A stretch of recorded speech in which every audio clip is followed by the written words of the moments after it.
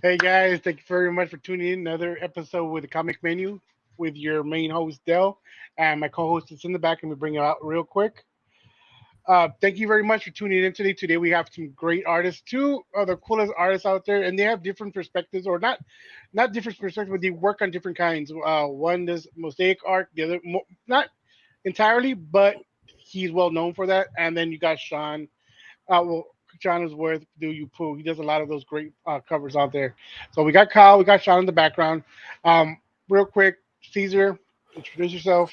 Hey guys, how you doing? It's Wednesday. We're almost, believe it or not, almost done with September. I don't know how the hell that happened. I'm telling you, it's crazy. But yeah, like Dale said, we have a great show tonight. We got some two talented artists. And we're gonna have some fun. So we'll start off with our guy over here, Sean. Hey, Sean. How's it going? How you doing, brother? If you can, let everybody know who you are, what you do, what you represent, your shoe size, anything you want to project, and let them know. So yeah, Sean Forney. As you mentioned, I've done a lot of work on the Do You Poo stuff and the All Out Poo, the Ticket Verse, Naughty and Nice, all the stuff at Counterpoint with Marat Michaels. I've had the pleasure, honor, whatever, of getting to know him and work with him for like the last almost like 10 years now. Also have a creator-owned book called Scarlet Huntress, which is on my shirt. It's a book that my wife and I do. We just earlier in the year released the fifth issue of the book that wraps up the storyline we've been working on since like 2003. And I've worked on a whole slew of other things, from Upper Deck sketch cards to Marvel licensed kids books to all sorts of indie comics, you name it, anything and everything in between, as either a colorist, penciler, cover artist, or just the guy to fill in to make the deadline happen. Nice. Go to guy. Yeah. The go-to. With that being said, we are going to bring out our another guest. What's up, Kyle? Hello, I'm the other guy.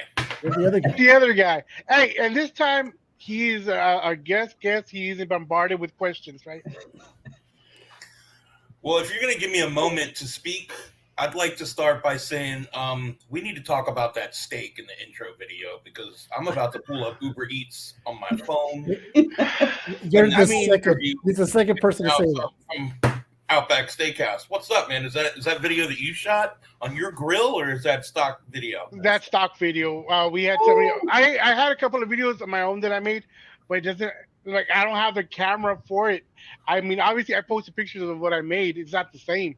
But Got me licking my lips. Sean, we had Sean Kirkham on. He's like, "Hey, first thing before I say anything about that steak," I was like, "Hey, it's working. It's working." Damn it! Now I'm hungry. I mean, look. First of all, my seller name is Culinary Comics, right? And then the podcast name is the Comic Menu. So you're gonna have food, and you look at the background, it looks like a taco in the middle.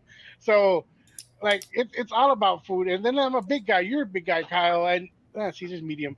But Nice of you to notice. Thank you. hey, it is what it is. I mean, that's the best compliment Dale's ever gave me. Well, you're right. That is true. So it should be like a drinking job, but we eat. Oh, like food and. I've actually had that idea, Sean. Honestly, to everybody bring in your own specialty, what you got. I'm like, in my head, I want to wait until I get a smoker so I can make some brisket. Like, that's been my specialty. So smoke something, not even brisket. It could be smoked burnt ends, because and you can just see it break a piece right in front of you. Like, damn it, man! I'm getting hungry, Sean. Fucking shit! You blew like. It threw me off, because you know how we start off with, we're gonna get Kyle to introduce himself. Now I'm over here like, I kind of want to go and cook something now, because I made dinner today. My wife made the sides, but I made roast. I chopped it up finally, and I made some sausage with it to mix it up, so we can just have like a little something quick to eat. But you gotta season it correctly, and I have my seasonings that I use for that, obviously, and I'm gonna keep them a secret for now, until I patent it. And then, damn, I'm hungry. Fuck. Okay, never mind. Let's go, Kyle. Please change the subject and introduce yourself real quick. I'm Kyle Willis. I'm an artist living in Florida, and I own a LCS here just outside of Jacksonville. and I do cover work, and I am currently trying to crowdfund my first creator-owned comic book. What's the name of your LCS? Cowabunga Comics. Oh, in Cowabunga Arkansas, Comics. Well, in yeah, Green Cove Springs. that's right. Actually, go to this website. You can see some stuff. You buy some stuff. I'm gonna post that up right now. So you Me can see buy the stuff. Kickstarter.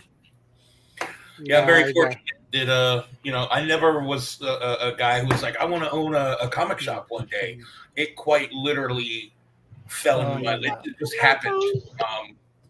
It was a byproduct of COVID.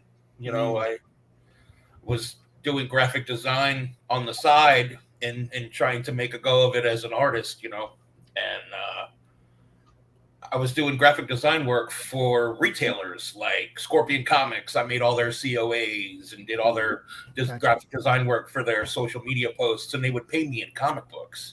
And I would sell comics on the side. And then when the pandemic happened, people started spending their money on things that brought them fulfillment in their own home, like comic books. Yeah. So I started selling out of the comics, and I ended up getting, accounts with distributors, and it became the lion's share of my income. And next thing you know, within a year, we had so many comics in the house that my wife was able to quit her job and work for the business, but she was like, I want my house back. You know what I mean? Our accent walls, 5 boxes high wall of comic boxes, and right when I was looking for a warehouse space to move it to, a perfect retail location fell into my lap.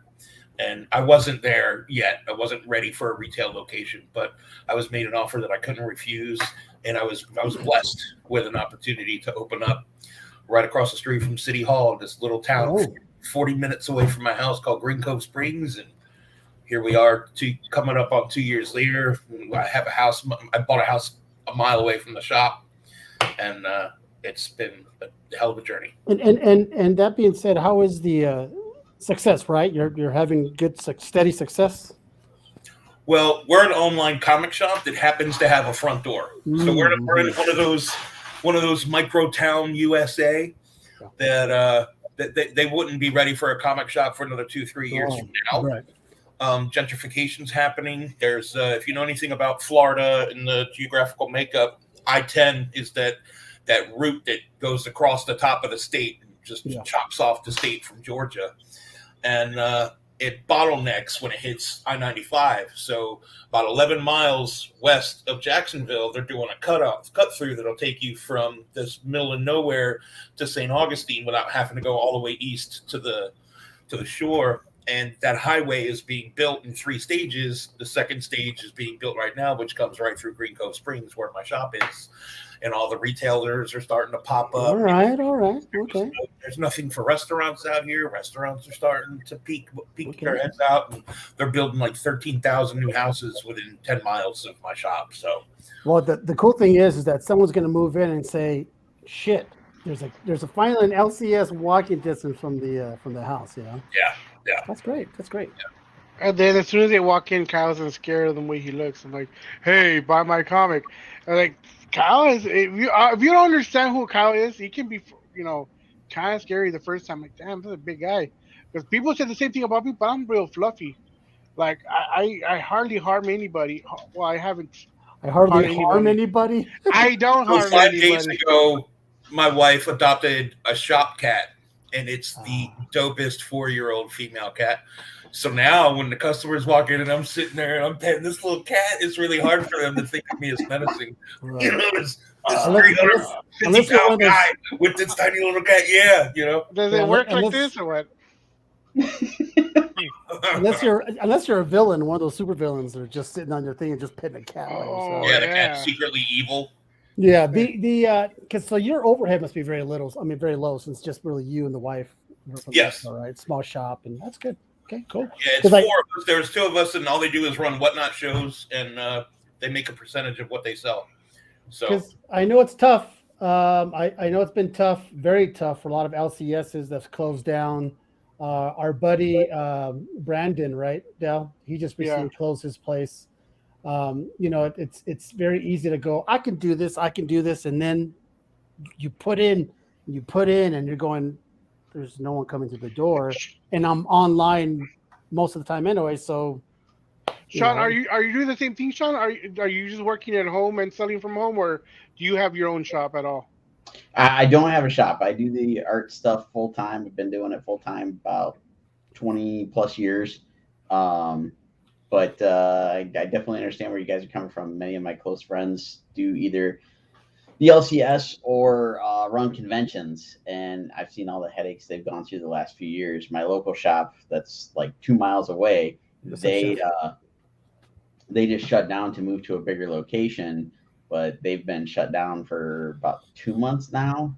So it's like waiting for them to open back up, and it's all the stuff that's going on in the world right now. They upped the rent, they did this, they did that, so he had to find a new location, all that mess. And like I said, like several of my friends are convention promoters, all those same headaches. And for whatever reason, Ohio decided that like all the major convention centers need to go through like major renovations next year. So all these conventions are having to go to a half or third their size and all this other craziness. So I'm vicariously living that aspect through all my buddies. It's tough. It's a weird time right now to be a shop owner, a online owner, a collector, a buyer, because I would think since right now it's a buyer's market for you, Kyle, have you seen an uptick of buying online of books? Not really. This is slow season as far as selling is concerned. I'm seeing a lot more collections come in. Oh, people selling their stuff. Yeah. See. Yeah. So that's the other thing. But I don't live in a place that adapts and adheres to any kind of trends. We're in the middle of nowhere, man. Yeah. You know what I mean? If you blink, you miss this town. So, I'm halfway between Jacksonville and Ocala, and there's not a whole lot out here, and usually when someone's selling a collection, it's, they're cleaning out the house of a relative that died, Oh, yeah. Because just like David said, it's my buddy Chef Flipping Comics on IG. He's a seller. He's a reseller. And all the people who are flipping books right now, it's tough, man. It's like they're grasping straws. Well, I'm seeing on Whatnot a lot of the so it became this thing where the sellers that start everything at $2 would get the most people in the room, but now they'll have 300 people in the room and the shit's going for $2, $3, $4. Yeah, it's like a $20 book, and it's just like, whoa, Yeah. So I'm all for the leveling of the playing field, which is what Whatnot did, especially against eBay and some of those prices over there. But some of these dudes, I'm watching people sell brand new books that they just got from their distributor, and their discount is the same as mine. I know what they paid for that shit, and they're taking L's when they're selling it for new books. Wow. And I'm like, what are you doing? Like, are you crazy? Yeah. But what's the alternative though? Hold on, sit on it, and just eBay. Wait. Well, yeah. I mean, but the thing is, you gotta like sell. I mean, for new books on eBay, I don't think it would be. Honestly, I should take that back. Selling exclusives on eBay, yes. New books, no, because they can probably get it cheaper at their LCS by just going there. Put your popsicles in your freezer and wait until it's summer to sell them. You know what I'm saying? You don't have to run a show every day. I mean, unless you're serious. You don't have to start at $2. That is true. That is true, Kyle. You don't have to run a show every day. I don't let my guys start anything lower than what I'm willing to take for it. So if I'm not willing to take less than $20 or something, they got to start it at $20. But why do you think that is, though? Is that because you think they feel the need to get something because they got to feel like they got to? Well, I was smart enough to know that there was bigger fish than me on this platform, even though I was one of the first 100 people to sell books on there. But I was smart enough to see that I didn't have enough inventory to let a bunch of stuff go for low. So I didn't. I only started it at what I was willing to take, and then let it get bid up from there. And I kind of fell into that groove where I didn't feel pressured to sell anything starting at $1 or $2 bid starts. And it's worked for me. And I've got 2 accounts, one for Art of Kyle Willis and one for Cowabunga. And we got over 19,000 items sold in 2 years. So I'm not having a problem selling books, You know your limit. You're like, hey, I know what I got. Right? I know your word. So how about you, Sean? I know you Yeah. sold on Whatnot before, right?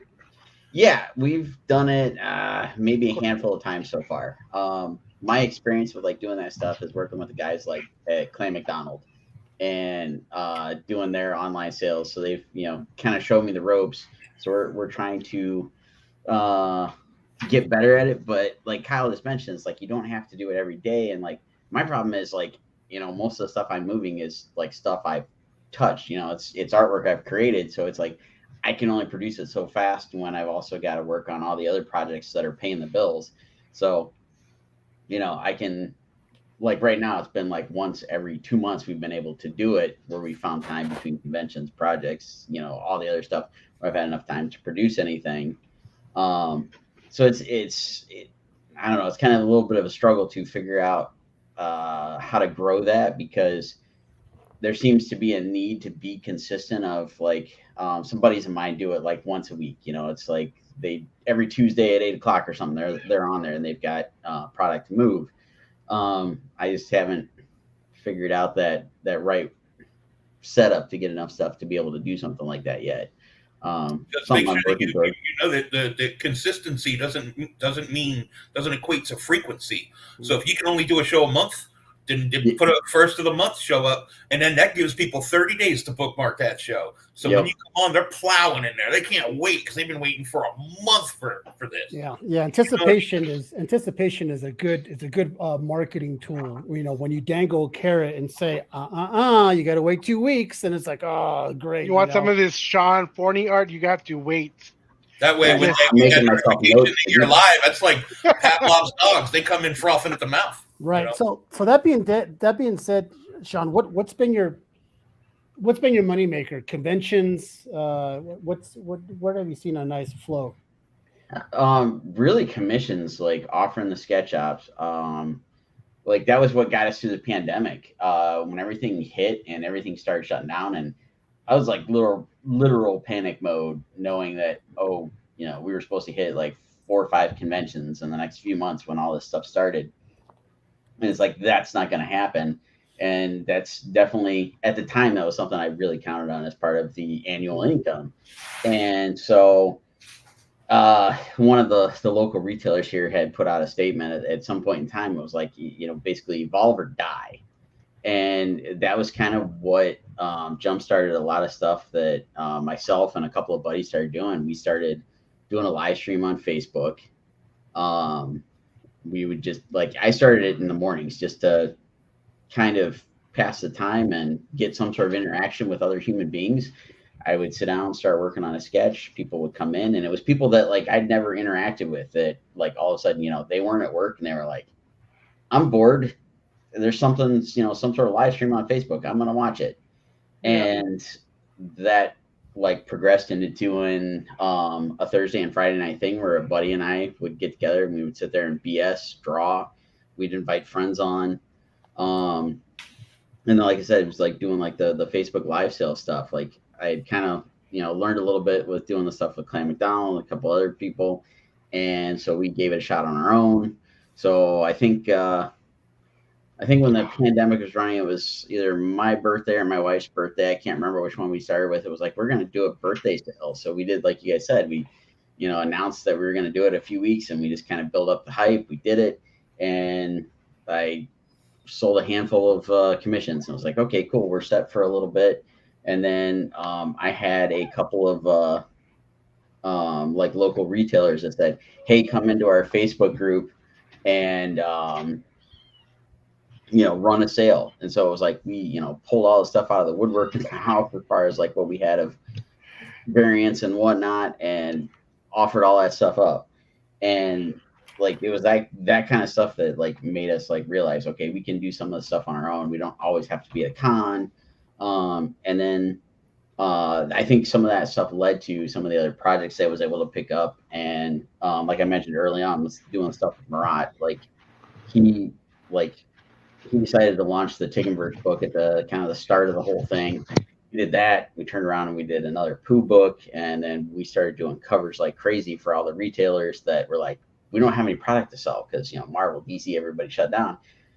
retailers wanted something, they went to him and like, let us do an exclusive, and like all that stuff just kind of snowballed over like the last 3 years basically, and it's led to so much other different stuff that has kind of kept the thing running. And it's like, even just now talking with like doing the whatnot stuff, all this stuff has been kind of a learning curve, and learning as we go to figure out, okay, what's the next way to do this stuff, tackle it, get better at it, whatever. It's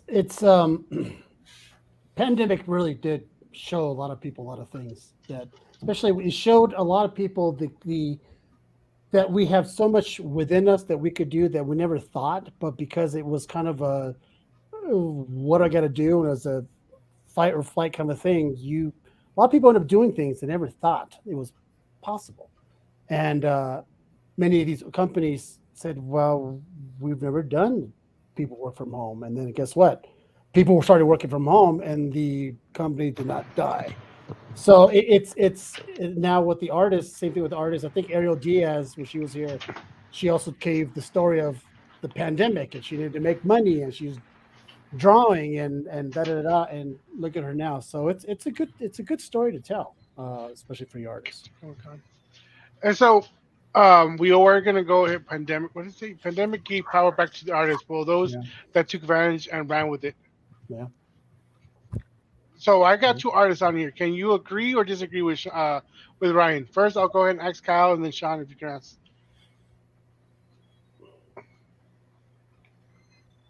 Do you agree, Kyle? That it gave power to the artists? Yeah. Yeah.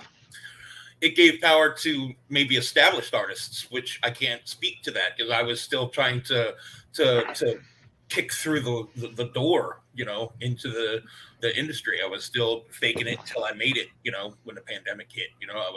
I was throwing everything against the wall to see what stuck. I was doing graphic design. I was tearing up atlases and doing a series of map paintings, which turned into the collage paintings that I did. I wasn't really, doing it full time yet. So he would be able to speak on that better than me. And if Sean's been doing this for 20 years, he can speak on that better than I can. What do you think, Sean? What about that comment? I agree with what I can't talk tonight. I agree with what Ryan's saying. Like I said, it was kind of that learning curve. It was like trying to figure out, okay, what can we do to make all this stuff work to our advantage? And everybody, I see Rob made a comment about like what we create is not a need. And that everybody at the time, it might not have been a need, but everybody wanted some form of entertainment. Like I said, like we started doing the live stream stuff. There was all sorts of people came out. It's like, I used to collect comics as a kid. Now I'm getting back into it. Or my kid, wants to learn how to do this stuff. So I'm watching with my kid, or, my kid and I are both collecting, like all these different stories that kind of started to sound like the same reaction to what was going on. And I think that did allow a lot of artists, myself included, to like look at different avenues, figure out how can we kind of like almost market this in a way, or use this to our best of our ability to reach a different audience. And like I said, like it gave you the power back from the people who used to be the showrunners, and they were in charge of whether or not you got a booth or whatever. Yeah, there was that.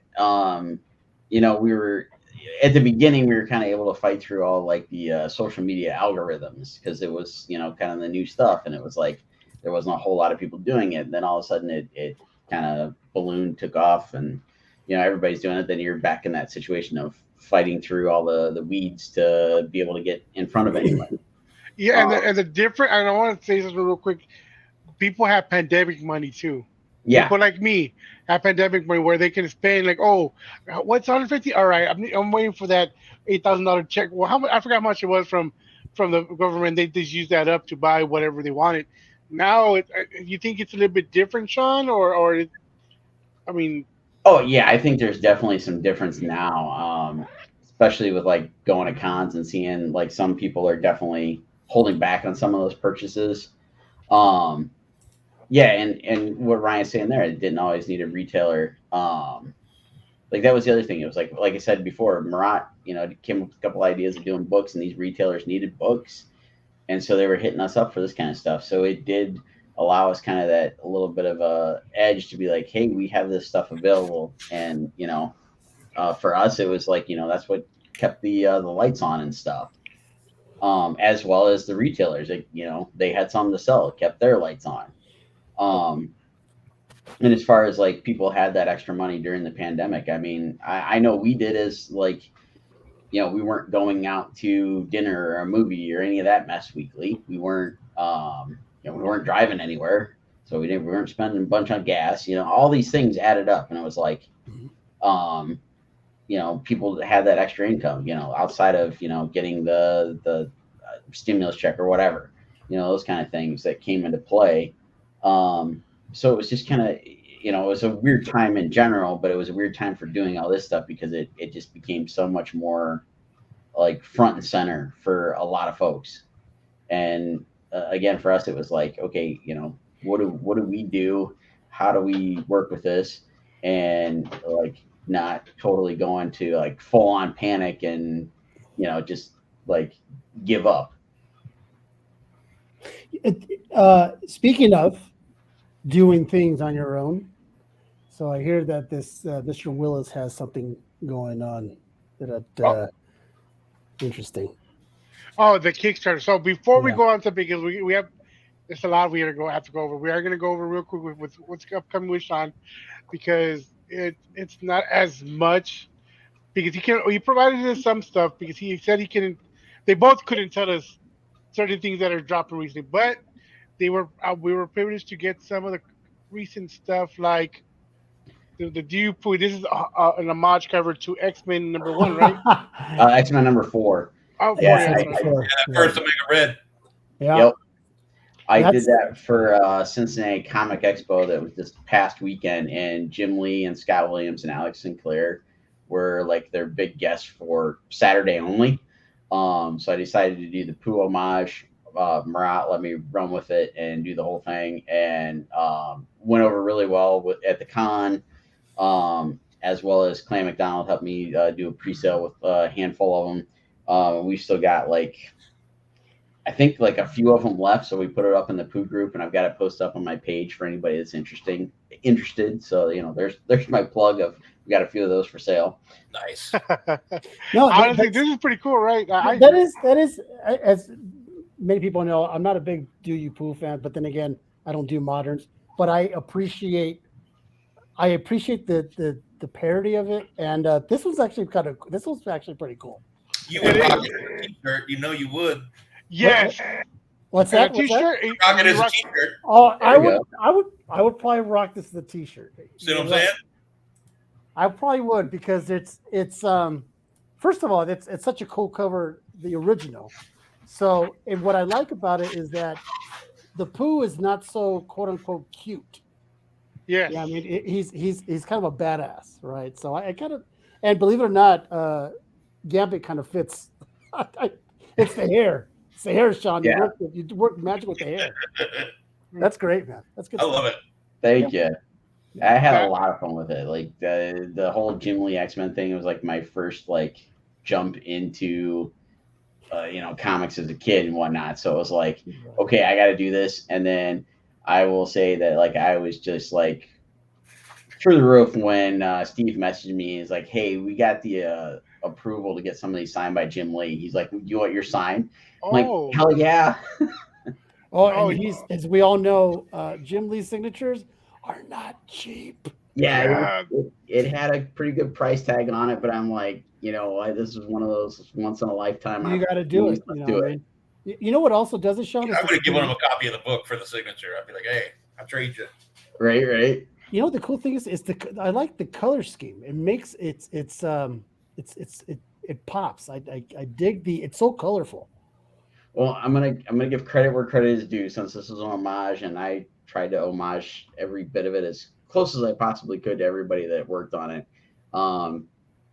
Thomas Mason did the recolor of it in whatever re-release they did of this book a handful of years ago. So I gotta give credit to him for I played off of whatever he had come up with. It's good stuff, man.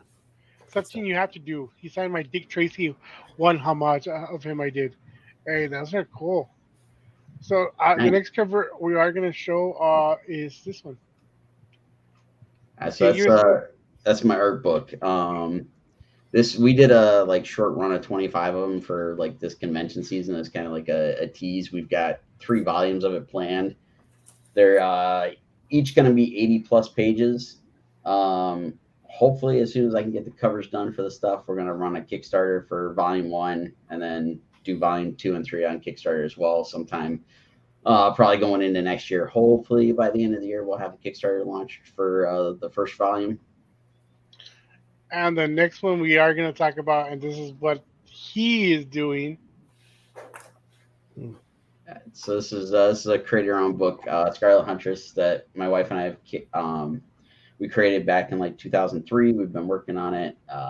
This was the most recent book that we put out. It was at the beginning of the year. We released it. We ran the Kickstarter towards the middle to end of last year. So hopefully sometime soon we'll have another issue ready to throw up to start crowdfunding. Like I said, this was the latest issue. This was issue 5. It wrapped up the story arc we've been working on all that time. This guy's And then chin is If you chiseled. can, Sean, because I'm going to ask Kyle the same thing when we talk about his Kickstarter. What's the gist of this storyline of this book? So she is a modern day descendant of Little Red Riding Hood. She hunts werewolves and other cryptid creatures and whatnot. Gotcha. It's all based in Columbus, Ohio, which is where we are currently at. That's a and then surprise. some of the rest of the stuff she comes across, like Bigfoot, the Lake Erie monster, all this kind of stuff. We kind of went through and just scoured all sorts of resources to find all these different cryptids, like all over the country, all over the world. Mm-hmm. We came up with another book that is her journal, where it's all taken from her point of view. She writes about all these other creatures she comes across. And my hope is for like some of the next couple of stories is to do some of those other interactions with these other cryptids and whatnot, where she runs into like, the Bigfoot, Chupacabra, Oh, you have to come over here. Well, the cool thing about doing that, Sean, is I would think the cool part is the research of trying to find like the lore and the cryptids and all that, right? Because there's so many from not only in this country, but aside from the world, you can make thousands of those books because there's so many of them. And every time we go to a convention and we have these on display, there's always somebody that comes up and goes, "Oh, do you have, such and such?" It's like, I've never even heard of that one. So it's like we've got kind of a running list going from every time somebody comes up and says that. It's like, that's cool. Okay, we got to, put this one in the next book or figure out a way to include this. You had a question there, honestly, Sean. Issue 1 and all the other issues are all available on my website. It's just SeanForney.com. Should be a big button at the top that says store. Click on that. That'll take you to the web store. We should have all the issues available for sale, as well as you can get all of them in one big bundle. We'll sign them and all that good stuff for everybody. And people wonder, and we talk about this a lot on the show. The majority of good movies that come out and good TV shows are depicted from indie books because they're so cool and they're not generic. I could see something like that, Sean. Believe it or not, get like its own show, its own series of this descendant of Red Riding Hood fighting these cryptids. Each episode is a different beast. You could go on forever for doing that kind of shit. Yeah, I always kind of picture it as like Scooby Doo or Supernatural or something, where it's or actually, you know what, Grimm. I watched Grimm when it first came out, the series, and each episode they basically fought a character from like the Grimm books, right? And it's good stuff, man. I wish you nothing but luck. Thank you. So with that being said, we are gonna move on to Kyle stuff. And before we even bring it up, before I show it, this character reminds me of Osmosis Jones. I don't know why, but it does, and you'll see why. Osmosis Jones. Osmosis Jones. Osmosis Jones. Yes, not the pill that's in that movie. Osmosis Jones. I don't even know what the hell that is. I have to do a research. Movie with Chris Rock and Bill Murray, Yes. 2001. Yeah. Oh, let me see. Oh. Oh, yeah. You're gonna see why, because I mean, and it's in a good way because I like the movie. So we have, oh, wait, that's a cover already straight up. So his book his Kickstarter is called The Adventures of Wyatt and Pouches, Correct.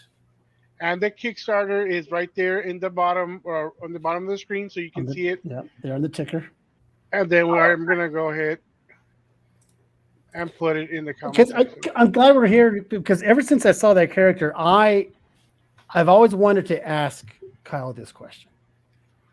What's in the pockets? Pouches, yeah. Is that a? And you can say, yeah, but is it a Is it an exaggeration of a certain character? Well, it's really just a 13-year-old mocking the 90s era of comics. Okay, that's what I thought. The era of the 90s and pouches and big, obnoxious, oversized guns. You know, everybody's got shoulder pads, a backpack. He's got Look at the stickers. Look at the stickers. For some reason. No, I love it. Like, who the hell is he talking to with the earpiece? You know, there's a segmented metal arm and leg, a cybernetic eye, like all the tropes from the 90s in one character. You did a great job because when I first saw it, I said, Liefeld has come in the building. Well, the first sketch I ever did of him back in 2015 when I posted on Instagram, I was like summoning the fluid juices or the creative juices of Image Royalty Rob Liefeld or something like that, and I tagged him and he commented with a little LOL on the post. So that's kind of cool. See, you got legit, but it is. I love it. It is everything of the 90s with every single body being a pouch. That's fucking fantastic. Like all the tropes in one, you know. So you got the smoke there obfuscating the feet. You know, it's all there. So what's the story on this character? I need a cable. So basically, Pouches is a creation of the main character Wyatt. Wyatt is writing his own comic book inside of my story. So he ends up getting into a car accident, which leaves him with like a coma, eidetic memory, and heightened, mental acuity, and he's kind of the smartest person in any room that he walks into, and he hates that. He can't tell. He won't tell anyone, and he plays dumb because he doesn't want to give up his childhood. So his friends don't even know. He just wants to be a fuck off with the rest of his buddies, like he's been up until now. Right. So this character that he had created for his comic, he forms like a Calvin and Hobbes style relationship with the character, where he confides in the character, and they go on adventures together, and they go sleuthing, and they figure shit out. And you half the time you don't know if it's reality or if he's imagining something. So. Think Deadpool meets the Boy Scouts meets Calvin and Hobbes. It's his like his own little personal bodyguard, because of course he's a badass, right? Oh yeah, and he's off in his own little world. So that's great. The cool thing is about the story. The cool thing about that dynamic is that the storytelling possibilities are freaking endless. And in the first issue you're going to get two stories, one written by me and one written by a buddy of mine, Steve Roberg, and you got an artist there that did that particular cover, Shelby Robertson. He used to do work for Extreme Studios. There you go. I can tell. Carl Moline cover there is extreme to the maximum right there. Yeah, you got to go with the front-facing rifle heading towards the cover of the. Now this is a fun thing right here. So if you're familiar with Tobias Kodachrome, are you familiar with him? The guy that does the 3D cutouts of the comics that are framed. So this is a mock-up. So once the book is printed, he's going to get a virgin copy of the book, and he's going to make this one-of-a-kind 3D cutout from the pages of the book, and it'll be framed. So that is It's the only one that he's ever going to make with the Virgin cover. So it's Oh going to yeah, I be know that guy. fun. So that is one of the reward tiers on the campaign right now. Hey, those insides are beautiful. I have one of his original pieces, but it's at the shop. Otherwise, I'd grab it and show it to you right now. Wow, He's so talented. That's great. This is the collector's box tier for $150. You get every trade dress cover that exists in the campaign. So far, we've unlocked a bunch of stretch goals. So everybody's going to get a holofoil sticker. They're going to get 2 trading cards.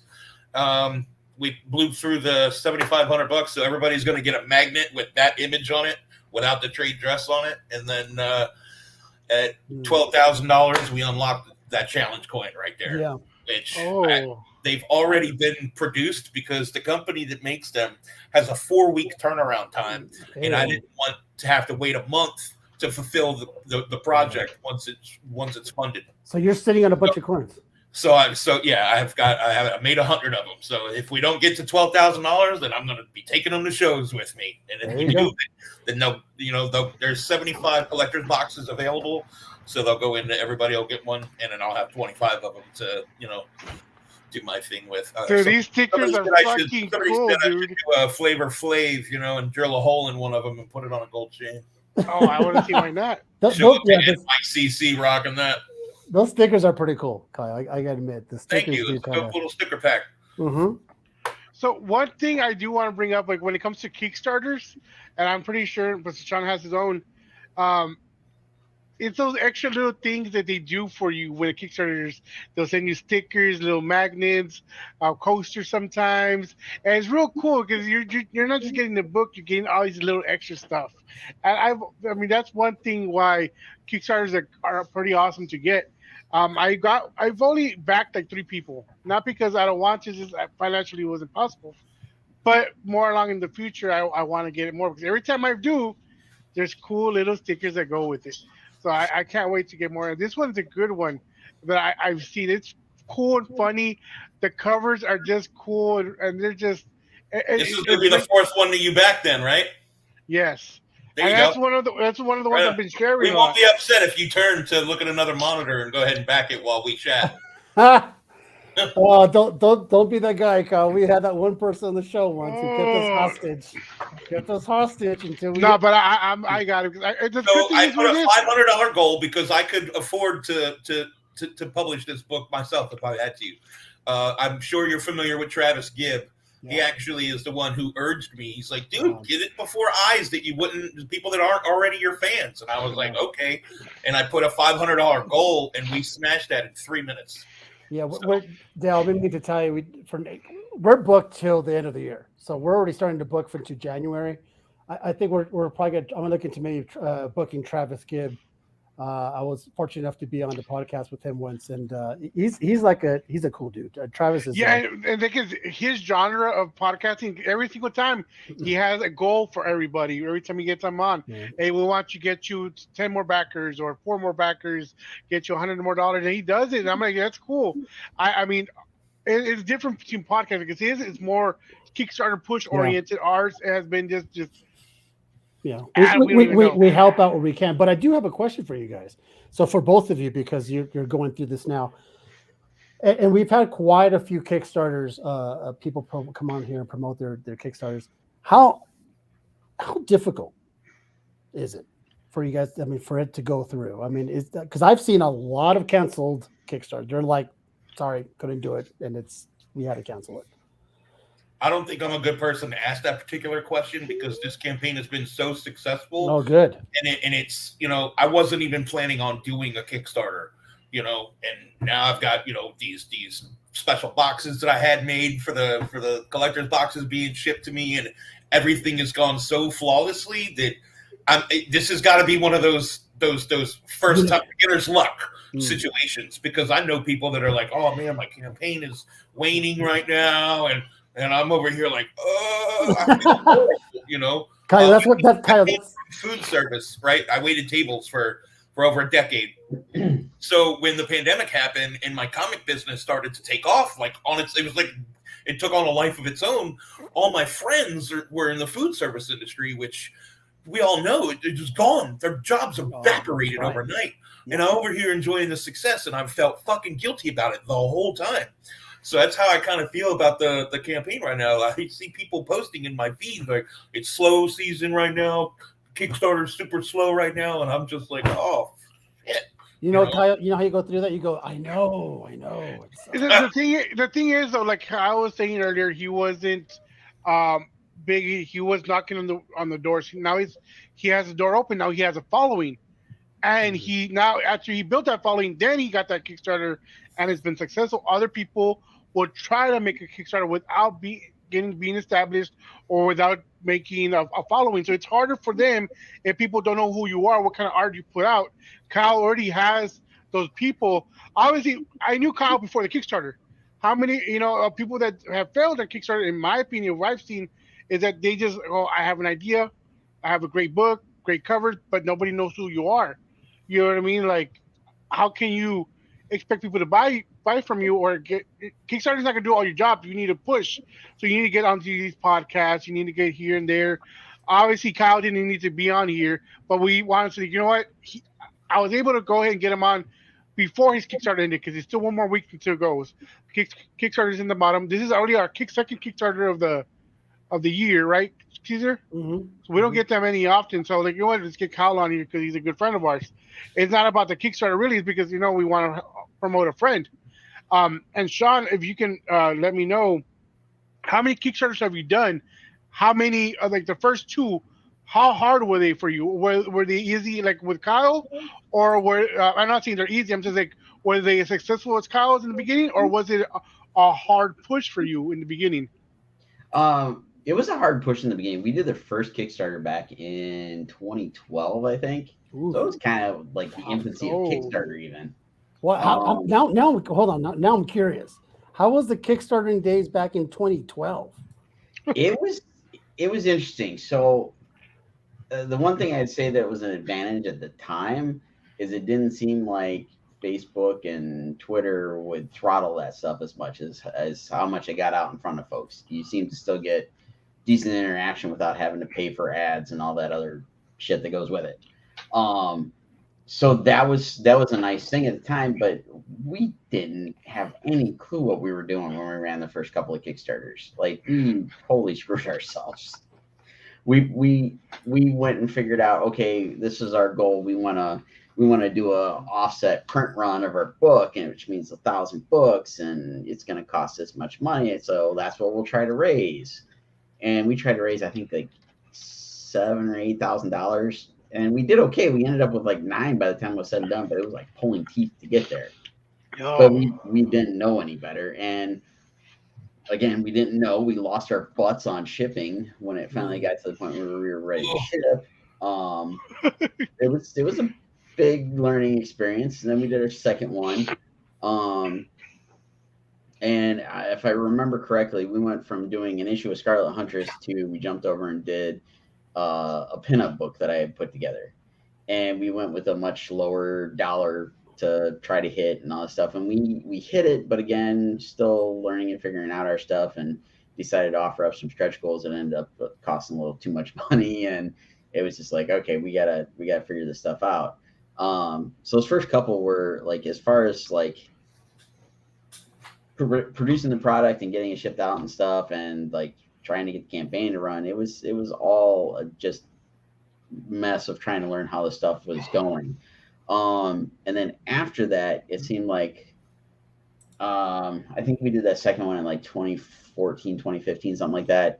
And when we went to run the next one for an actual issue of the Scarlet Huntress book, like we had learned from our mistakes, and we also saw a bunch of friends running Kickstarters. We learned from what they were doing. And that's really when I took notice of like some guys that were running Kickstarters were just doing like insane amounts of money. Like I think one of the first ones I paid attention to, somebody was running a Kickstarter and was doing like something like $40,000, and it was like, Jesus. Oh, okay, what are we doing wrong?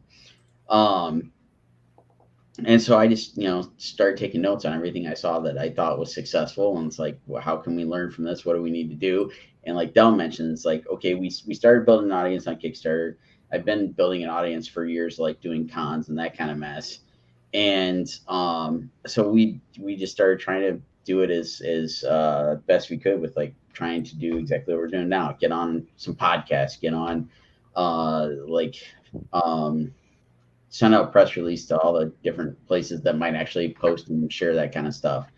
And, and also building up all the social media stuff, just trying to get the word out. Now that's kind of like, doesn't work as great now because it seems like everybody wants to just be like, hey, pay us money to advertise your stuff, and then we might let somebody see the link. But the last couple of Kickstarters have been a lot easier to run. Still a pain, but much easier. There is a formula to running Kickstarters, and run them successfully. We had a guy on when we had our old podcast. Remember Dal, where he would give tips on how to make your Kickstarter kick, no pun intended, but sort of tips, what photos to use, what pictures to use, what he put on top, what's eye grabbing, what's catching, stuff like that, because it is true, right? Because if you go through and you're just looking, okay, yeah, and it's whatever, and you want that one image that kind of grabs your attention right away, go, what is that, right? It's little things like that. It's not so simple to just put up a bunch of pictures and know that this is what I want. Here you go, right? I mean, there's got to be some formula for people to go, or they would say, I don't get it. Why is Kyle's is more successful than Joe Blow's? What's he doing different than me? And sometimes, I hate to say it, it's just exactly what it is. Is it something interesting, or is it something that we have seen 400 times before? Right. Kyle's is different. Yours is, I love your story, and I don't even read. I mean, I love that concept, and Kyle is Kyle. I mean, I just. So it's pretty much you like the story from Sean's, but you like Kyle's art that's been displayed. I know. I like the story, and not knocking on Sean's art, not at all. I like the story, but what Kyle grabbed me was the nostalgia of his character. Yeah, Kyle grabs me virtually all the time. What Kyle grabbed me was the nostalgia of where he was going with that character. Pouches, I was like, oh, I love that. I like that. Right. I like that idea. Yeah. When you do that, it makes you want to invest a little deeper on why that character is and who he is and why he is. Whereas Sean's, I would be more interested to see what cryptids she actually goes and fights against, because I'm into that stuff. I like the lore. So it's good stuff, man. I like it. But then again, there's stories out there that are just boring as shit. Caesar, let me ask you, the cover for his Scarlet Huntress, doesn't that give you the vibe from the movie the show that came out last year in October in Disney, the black and white one that came out from Disney? Werewolf by Night. Yeah. Doesn't that give you some of those vibes? Because of the werewolf, yeah, and you have swords on there, Sean. So I'm a big sword guy. There you go. Oh, nice. So I anything with swords, I'm in. So I can see where not everyone could be successful on a Kickstarter, because it depends on what you have. If it's something not interested, it's just is what it is. You could have the best artist in the world, but if your storyline blows, if the synopsis is not right, that appeals to the teenage version of someone, their inner kid. Yeah, you got that's a strong foothold already in their mind when they realize what it is that you've got. So, and if you're a likable person, and a lot of times people aren't just buying what you have to sell; they're buying you in that moment, and they're taking a piece of this memory with them. Yeah. So if you're not a dickhead and you got a really cool thing, you're bound to make a sale. Yeah, I agree. I only create stuff that I can have a conversation about. I know it's very common, in this day and age, to a new episode of something drops and a new character comes out, and then there's a flood of, But if I'm not watching that show, I'm not drawing that character. I'm not painting that thing, unless I get hired to do it. Yeah. So all of my stuff is stuff that appeals to me, so I can have a conversation about it when I'm at my booth. I'm not going to be the guy that's rocking the shirt that somebody compliments it, and then I go, oh, I don't listen to that band. You know what I mean? Kyle, you're funny, because when we have relatability is huge. We had David Sanchez on, and he said the exact same thing. I don't draw things that I'm not into. It's hard for me. And I haven't said the same thing. I haven't said if I don't find it cool, I'm not going to draw it unless it's part of a thing, right? But if you're not into it, then I guess your soul's not into drawing it. It's just not like I don't care too much. But if it's something like work. It feels like work, exactly. But if it's something like, say for example, I don't know, Sean, maybe if you're a Star Wars fan, you're like, fucking Vader's my best, and when you draw Vader, right? Because that's your passion. Well, that's the thing that I've kind of like come to the self-realization over the last few years is like everybody that are like peers, friends of mine that, were doing cons, and they're like, for the longest time, I had a couple of friends that were constantly asking me, well, how do you get commissions? It's like, I don't know. I just draw the stuff I like and I put it out there. And it's like, basically I've come to that realization. It's like-minded people are going to be attracted to what I'm putting out there. Like you just said, you liked the nostalgia of what Kyle's putting out there. I do too. That's the stuff I grew up on. I'm going to go back that Kickstarter when we're done on here because I love the look of it. I love the idea, the kind of the tongue in cheek thing that's going on with it. And I think that's what comes to like the Kickstarter stuff and what you're saying. It's like, it's the presentation that you put forward. Like if Kyle's Kickstarter looks like some of the Kickstarters I've seen before, where it's like they put up a tiny little blurb about the book and maybe a piece of artwork, those aren't going to be successful. Nobody has anything to draw them in. There's nothing there to sit there and connect with and go, ooh, I like this because like this guy, there's a dragon there. There's, this dude, the kid, everything. Like it's a bear. Like that's bear in the back. People. Yeah, a bear nibbling on an elbow and just maybe. I'm very lucky that I did have some graphic design background so that the thing flows. It doesn't look like I grabbed a bunch of pictures off of Google and haphazardly uploaded them. Everything's sized appropriately, and I tried to make it look like it had a theme, and I think I pulled it off, and I'm very proud of it. I didn't half-ass it, so. It looks professional, and that's another key thing. It's like you got to have like all these things, all these puzzle pieces have to come together to like be successful, like in all ways, shapes, or form of doing this stuff. Whether it's you look successful on a website, you look successful on paper, or even doing cons. You can't go to a con and look like, well, you might be able to like personally look like a disheveled mess, but you might want to your table to look nice and draw people in. It's all these things like add up, and that's like what that cover right there. I've had that cover in the can for almost 3 years. Wow. So I didn't rush it. Marat drew that for me almost 3 years ago. Wow. So I refuse to rush it. So and that's that, and I would think that's the other thing too, is the synopsis or the storyline that you have to grab people. And if the short grab does not get someone's attention to go tell me more, then you either have to rewrite that little blurb, that little paragraph, or whatever. And that's why I think honest feedback from people is extremely key, because there's too many people out there that are afraid to hurt people's feelings, and they're afraid to go, Sean, that little paragraph sucks, because they don't want you to go, that sucks. I thought it was good. What's wrong? And that's why it's kind of tough, the whole constructive criticism, but it's needed, because the average Joe's the one that's reading it going, that does nothing for me there, Kyle. But if you change it and go, I kind of like this. All right, what else you got for me? So there's a lot of these little innuendos of things that people have to throw in there to grab the attention of the buyer. So I'm going to ask about this real quick before I do.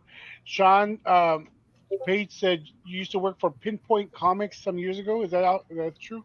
Yeah. I'm trying to remember what all I did. I know I did a piece for a calendar, and then I also did like some sort of pin-up piece of his character. Totally blanking on the name at the moment. But yeah, it was. Geez, that was probably like more than a decade ago, I think now. Whoa, hold on. 10,000 pouches tattoo. Yeah, so we hit 10,000. So we're how much are we weigh? We're 1,000. So do you know the guy, the weird Satanist guy who makes the videos? He's like, I don't know. Oh yeah. All right, so that guy, that's a character that he plays, right? So he made a movie, like a horror movie, and he kickstarted it. And he was like, if we get to $120,000, I'll get a crow tattoo. And I was like, amidst all these other things related to the campaign, why the hell is he talking about a crow tattoo? And he was just like, hey, $120,000, I'm getting a crow tattoo. A tattoo I want anyways. At mine, I was like, there's no way I'm going to get to $10,000. But Travis is like, just put it just in case. So I was like, all right, at 10 grand, I'll get a pouches tattoo because the tattoo shop just opened across the street from the shop. Literally, we're at 8,000. Is that where we're at?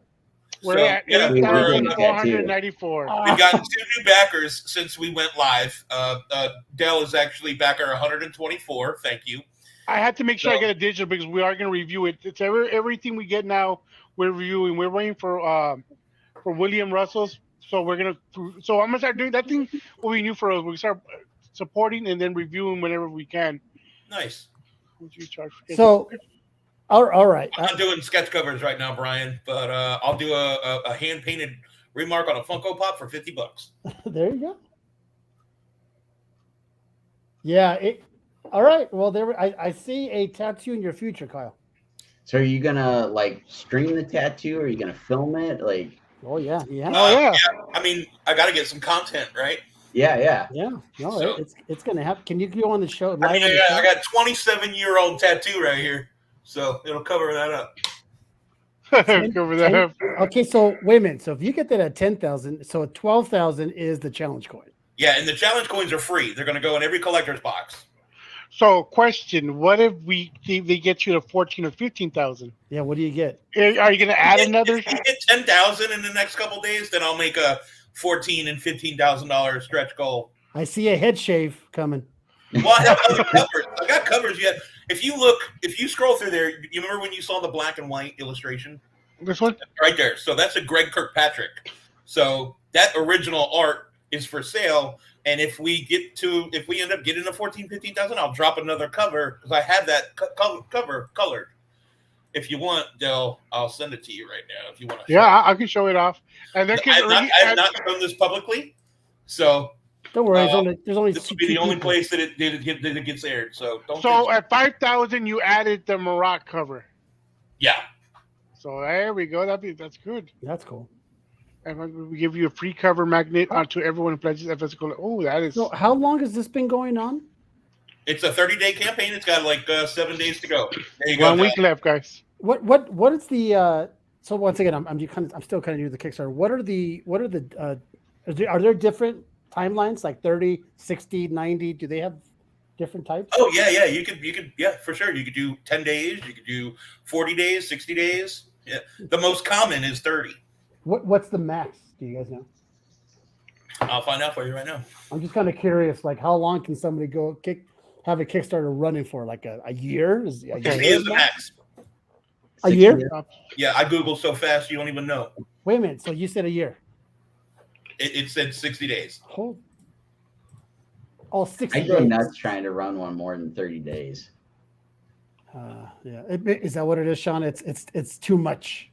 Well, like for me anyway, like I try to stay on top of like trying to post like whatever's new, trying to do something to get interest in getting people look at it. And then also you've got, I don't know if Kyle, if you've had this trouble while running it, you have this urge, you want to check it to see if we got new backers, see if that dollar amount's gone up or if you whatever. think I haven't sat there and hit the refresh button, how do you think I know we had 2 new backers since we've been live?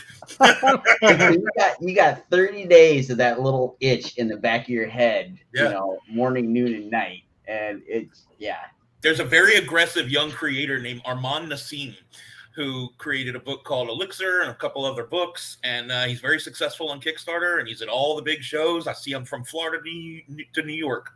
And I messaged him, and I was like, I don't know how you Kickstarter people do it. The waiting is the hardest part. He's like, man, the waiting is the best part. I was like, you're out of your mind, bro. Sean, how long do you have left on yours? I don't have one running right now. Oh, you don't have one running. So I'm hopefully going to have I'm trying to buy a book from you on your website, and it just... it's a link to a Square store. Okay, here we go. All right, I'm going to go shopping. All right. See? I gotta go back this thing because this is. You might as well back it live. You Because, might as well do it makes now. look No good. pressure, Sean. No pressure at all. Because Kyle's gonna hit the refresh button. So like I was just saying, like this thing will drive you nuts for that time that it's running because they got this nifty little app. Let's see if I can get it on the screen. So Hold all on, this, let me get you you on. got to at your fingertips to drive you nuts. Be like, oh, did it go up? Oh, did we get something? Or you get those emails of like somebody dropped the pledge, which show it off, Sean. Let me see if I can pull this up here real quick. Get to the part where your credit card's showing, and then show up. right, yeah. And that's what I use, my credit card. That's why I started backing using my credit card. Oh, okay. Yeah. So now I got to go figure out what I want to get. Now remember, I already knew what I wanted. That the Javarine cover, the white one. That one looked cool. That thing is hard, bro. Yes, there's so much to pick from. I'm like, I gotta budget myself. I'm gonna get the stickers. Which one is that one? I'll show it to you right now. Hold on. Now, Sean, remember, he's about 2,000 away from the tattoo, so just letting you know. Like I can't quite do that one, but I definitely got. Is the Mike Ratliff? Is that the Hulk 181 homage? He's got two covers. He did the Hulk 181 and he did the Amazing Fantasy. So he did this one. That's the 181, and then he did. Where's the other? Over here. Ah, there it is. Yeah, that's the one I'm going for. Is the 181. So which one are you talking about, Dale? This one right here. Now, see, now I got to tell you, Kyle, that screams 1990s. Dude, that cover is so hard. That white background is that's the most I ever paid an artist for a piece of art that wasn't like from a gallery. Can you make that one bigger, Dale? No. No, I got you, Dale. Oh yeah, you can send it to me. Because that to me screams dark Shadowhawk or Backlash 100%. So what are you saying, Sean? Number I am. Does Kyle need to refresh? Yes. Get them a little bit closer. I have to check out. Give me a second. I'm checking out. Feel the love, people. This is what happens in the comic menu. People, this dude's buying from this dude. This dude's putting back in this guy. And I'm also going on the social medias here and sharing this out because I know that's like for anybody that's like done this in the last handful of years, and I've helped out a couple of friends where we've like all run Kickstarters either like back to back or kind of overlapping each other by like a week or two. That frustration of trying to get it shared out and getting people like Facebook, for example, like trying to get some of your friends to just hit the dang share button, and like nobody does it. It's like that whole thing of like you're in a crowd and something happens, somebody's dial 911, and nobody dials it. Yeah, everybody's gonna be like, "Ooh, hey, this person's gonna do it," and nobody ends up doing it. It's that kind of feeling. So. Yeah. So this is the cover that I backed, Caesar. Kyle, I like how it's so badass, and then you have Wyatt written like a child wrote it. Written like a child. Yeah. That is brilliant. Thank you. And the one that Sean backed would be this one right here. Yep. I made the trade dress on that one, both of them. So I made the trade dress look, like the original. Ooh, I got me a booby book. It was low stock too. I wonder why. Uh-oh. All right. Well, you might have to wait. When does this end again? In 7 days. Okay. Well, Friday I might back my second Kickstarter because you got my bone, my nostalgia bone. Thank you, Sean. And you would be a welcome addition. We get to 150 backers, we unlock a third. Every 50 backers, I'm giving a free digital comic to the people that back the campaign. Well, I'll get something on Friday because that's some good stuff. Like I said, that I do like that white cover. That's some good stuff. So yeah, the white covers will got me automatically. It was between that one.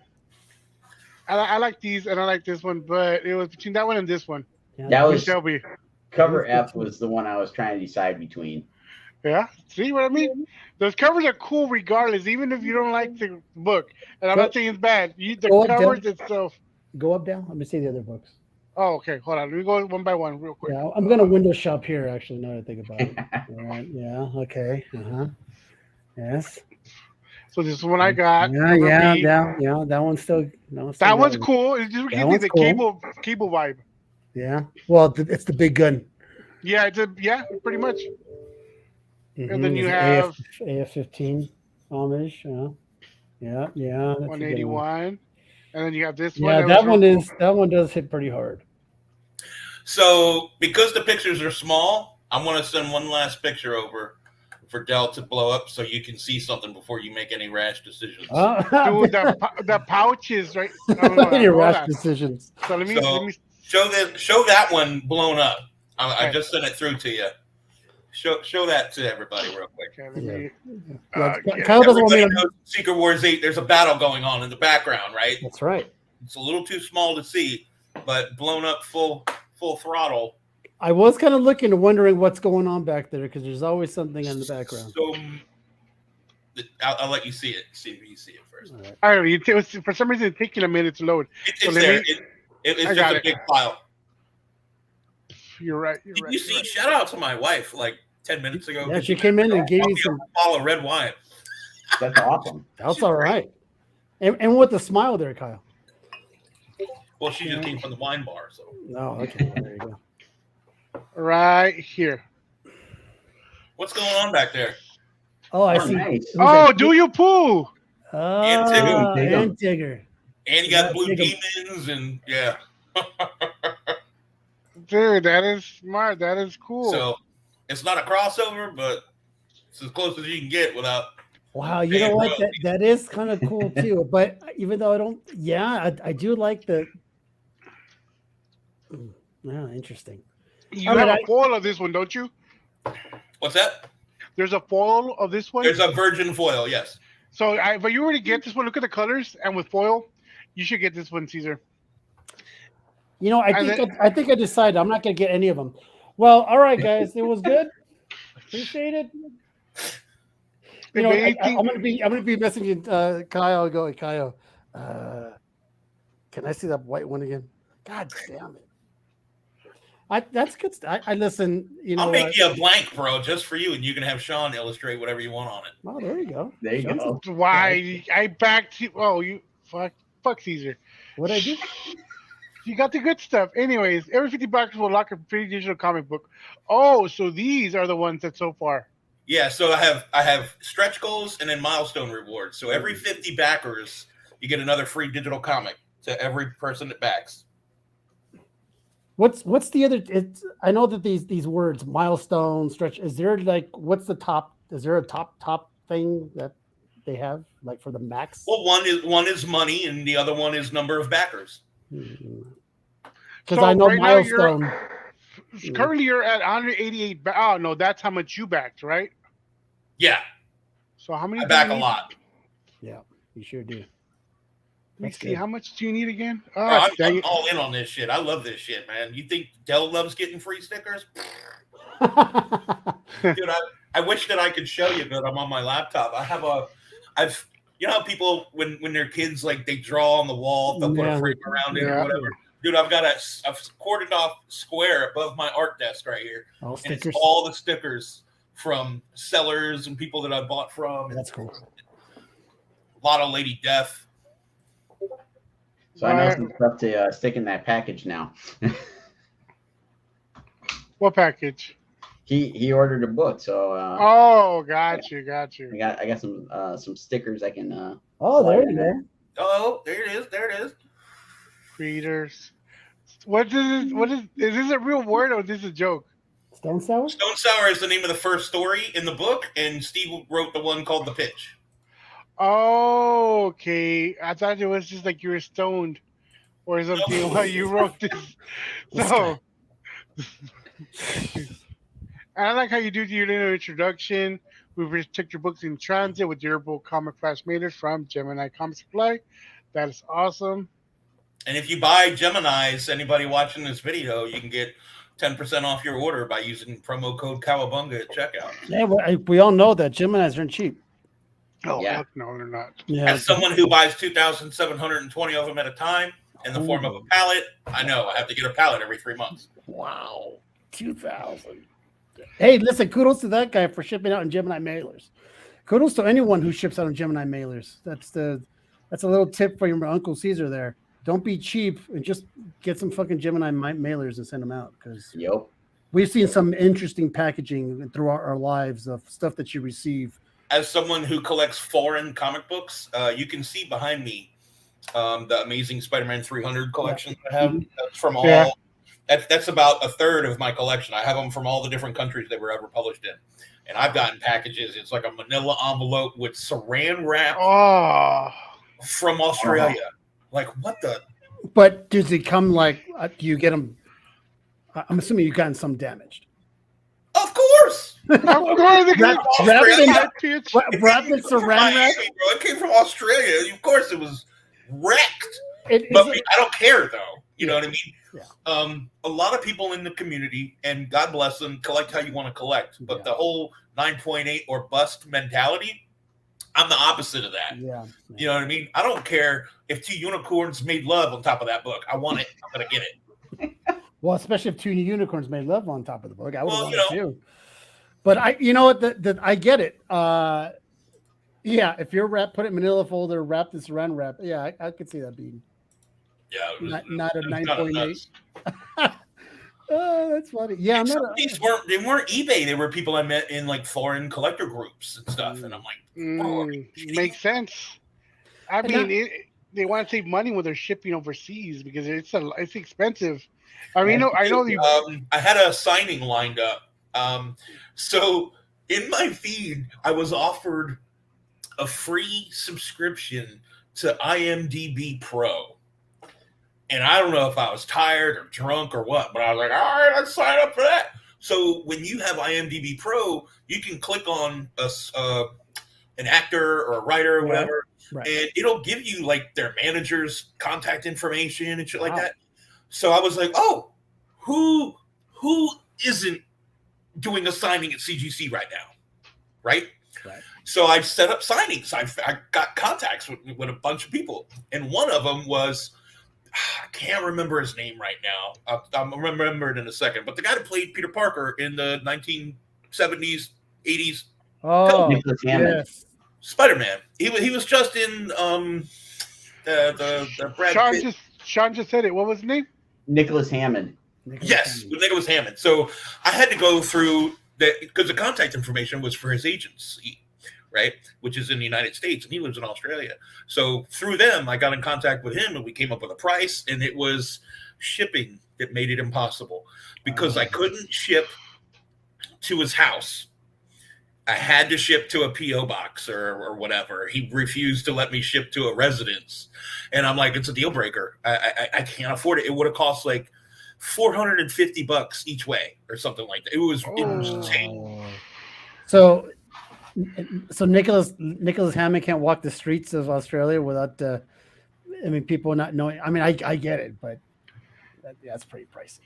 Fuck that. I don't know. Well, I mean, it was one of those things, if you live a certain lifestyle and they're like, hey, will you go over to, the Raggedy Ann boutique to do a signing? No, I'm not doing that. That's probably how he felt about going to pick up his parcel at a parcel locker. Yeah. Yeah, as a matter of fact, I just saw him in a recent episode of Hawaii Five-0 from 1977. And I'm not kidding. No, I'm not kidding. My wife and I are watching Hawaii Five-0. We've started from season 1. We're at season 10. And we're watching every single episode of Hawaii Five-0 from 1970s for just the kookiness. Because we already did Policewoman. We did Fantasy Island. We did The Saint, the first The Saint. So we like going back to these things. And all these actors from of the time are in those shows younger than shit. I saw Edward James Olmos. He was 30 years old. He looked like a baby. So when you said that actor, it's like, oh, yeah. Well, he was just in that Once Upon a Time in Hollywood. Oh, really? Oh, wait, yeah. Really? I didn't pay attention. I haven't even seen that one yet. That's a good movie. Actually, Once Upon a Time in Hollywood is a great movie. It really is. Highly enjoyed. So, real quick, Sean, I know unfortunately not going to NYCC this year. What's your next con that you're going to? If I get an email back to get it all straightened out, GalaxyCon Columbus in Columbus, Ohio. It's the first weekend of December. I heard of Oh, the so game. I heard the Is it- GalaxyCon is. I've heard of GalaxyCon being. Where are you based out of? Just outside of Columbus. Okay. Just north of it. Ohio. Yep. what's the name of I that show know now? you, and I know that you know me, but we've only ever had two very brief conversations on Facebook. One of them was like, "What's this a homage of?" And you told me, and then the other one was like, "Hey, how much do a cover?" You're like, "It'll be 2 weeks," and I'm like, "Nope, I need it quicker than that." And Yeah. you're too busy to. Now you guys are actually brothers because you buy from each other. Oh yeah, Yeah. we're practically the same person. Yeah, come on. Right. Okay, now you fucking Kyle got that in my head. What's the name of that show where that guy or the person screams Ohio in the the beginning of the show? That's that 70s show. Drew Carey No. show. Drew Carey show. Yeah. There, oh my gosh. That's so an earworm, bro. I gotcha. Dude, yes, I'm like, I remember that chick that he would always fight. I was thinking in my head, like, what's the name of this freaking show? Yeah, like, Mimi or whatever. Mimi, Yeah. The So pink eyes. that show was hilarious. I enjoyed Yep. that one. And now he's doing the Price is Right. Has been doing. My God, I didn't recognize him the other day. I saw him and I go, "Who's that guy?" He's thin. He has long hair. I was like, He has long Yes. hair. He has Yeah. long hair. Let me see. You're kidding me. "No, I thought that, or I was drinking too much of the '70s stuff. I don't know." He there for a little bit. He had a giant beard too. That too. He did have a beard with his glasses, but we all knew him as being a little. Oh, portly. longer. Oh yeah, he grew it out like shoulder length. Holy crap! Yeah, he had Wow. the COVID growth there. And he kept it. Well, the funny thing is, I remember him. We all remember him being a little portly, and then he lost a ton of weight, a lot of weight, as a matter of fact. I was like, wow, he looks To the point where he looked unhealthy. he But looks sickly. Yeah, the pictures I'm seeing now, he looks great. yeah. Yes, And I he's been agree. doing that. He's been doing that for a long time. And hasn't he been hosting the Price is Right for like close to 20 years, something like He- that now? he's- 20 years? He Yeah. was That was like Wow, 10. well. Bob Barker left. He jumped in right away. There was no trial. I mean, he was like the guy. And What's Yeah. with everybody from Whose Line Is It Anyways taking over game shows? Because the brother took over one of the game shows too. So Hey, that show was awesome. Whose line is it anyway? I love it, and I still love it. It's not as good as it once was, but it's still good. Like I watch it, I'm well, just Colin was the funniest one out of all of them. Colin Mockery. Oh Yeah. my god, bro! is that the dude, tall guy? His wit was the unmatched. bald guy, the The bald guy, guy, right? the bald tall Yeah. guy. Yeah. He was so funny. They tour. You know, they do tours. I see like the local theater in Jacksonville. Oh, They really? come around and they do ad lib tours and stuff. Yeah. Sweet, that's pretty fun. Dude, Question: are you guys watching Ahsoka? Are you guys Yes. into that? Yeah. So we have. we won't talk about today's show. I And saw I got it all the way up something. until the spoiler. Okay, so today. Okay, so it came out yesterday, Yeah. and I haven't seen it. That's episode what 7? 7. Yeah. We won't talk about 7 because we can give people at least a week. I got like halfway through 6. 1 through 6. Oh, One how through- far did you get through 6? The Ray, whatever his character's name is, the guy that died, Mhm. they haven't quite caught up with the two of them yet, but she had found Ezra. Okay. Yeah, okay. All right. Okay. Okay. Okay. Okay, so let's go with Kyle first. I can more or less know what not to say. Kyle, what do you? I like spoilers, bro. I don't care. You can tell me how the episode ends. No, none of us have. Happy to watch it. I gotta be haven't honest, seen I haven't Kyle. seen 7 yet. I got to be honest. I don't think you really missed Much. much. There's just After a lot of that, there's talking. not much. All talk. Yeah, talk. there's talk. only There's like maybe really- another 5-10 minutes left after that. Yeah. So you didn't miss anything. So. So far, 1 through 6, what do you feel like the show's going? Did it start off slow? Did you get your attention? Did you wait a little bit? What do you think, Kyle? Well, I'm not impatient, and I don't get to watch I can't binge through a season of something because I'm so busy in my life right now. I don't watch television while I'm creating, so I'm loving the pace of the show. Okay. But I never watched the Rebels and the Clone Wars and the cartoons and all that. So Yeah. this is my first time meeting Ahsoka and Ezra and the General and all these people. So I'm enjoying the pace. How about you, Sean? Are you enjoying everything? Oh yeah, I'm eating it up. I probably rewatched Clone Wars about 4 or 5 times since we got Disney Plus, and rewatched Rebels a couple times. And I'm just eating up all the mythology that they're adding to like all the Star Wars lore. Like I don't know. I'm really digging it. I'm really sad there's only one more episode left. They're doing things. It's almost like they watched all the past Star Wars episodes they've done on Disney Plus, and they learned what to do right, because this show has it all, and even the parts a little slow are also good, right? The parts that are all talking, the interactions and all that. It really is a really good show, and this show they could make. My God, this could be a Mandalorian show. I mean, they can go season 3. So long, 4. yeah. They can go as far as they possibly go. But I'm with Kyle. I never saw the Rebels. I never saw the Clone Wars. I couldn't get into it. But apparently that last episode, episode 5, had a lot of Clone Wars, a lot of Rebels talk. And if you saw it, you're like, oh, it's just like the cartoon. Oh, it's just like So I kind of get that. I miss out on that. But I'm with Kyle. I'm meeting people for the first time. And it's cool. It's cool. I don't have to know the lore. I'm enjoying it. So much of this media that sometimes we forget the human element. Yeah. And for Hayden Christensen to be getting the love that he so fucking everybody Isn't it funny? Isn't it funny? Bro, I'm so endeared to the whole situation. I'm loving people for being good to him. That now that that he's got this resurgence, and this guy, disappeared. He made one freaking movie after Star Wars, and then I never saw him in anything for 20 years, and now he's getting all the love and affection that he's deserved this whole time, and you can tell by his acting that he's matured as a person and an actor, and he's refined his skill, and it's crazy, incredible. It's not his first time coming back, because he came out in the other show with Obi-Wan. So the people reacting to him started with Obi-Wan, but now it's going to be a flood. Yep. Yeah, and they're doing a good job with the CGI work. I'm telling you, they're getting better, because when they made him look younger, obviously, because he's obviously a little longer in the tooth, but the way they make him look now, it's getting, the CGI stuff they're doing now is getting. Well, bump mapping has come so far. They just did that movie with De Niro where he looked young, and it was great. They did it with Indiana Jones too, right? Yeah, the new one. Yeah. So it's also a little scary. It's like, well, I guess this is why the whole writer strike and the whole actor strike and all that stuff, because a lot of the stuff. And that ended. The writer strike ended. So congratulations on that, guys. Yeah. Well, who else was surprised to learn that Fran Drescher was the head right at the WGA or STAG or whatever the hell it is? Like she was the head. She was the one that was rallying everyone. She's the president, and it's a lock for her to be voted in as the president next year. I saw that.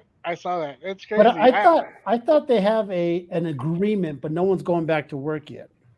Well, this is what happens. They come to a tentative agreement, then it has to be written into something that can be signed, and then it has to go back and forth. Even though it was a tentative agreement with the heads, they still have to report back what it was to all the members, and they have to vote to say yes, and then it's a process. From what I understood, the agreement does have the stipulation that they stop picketing.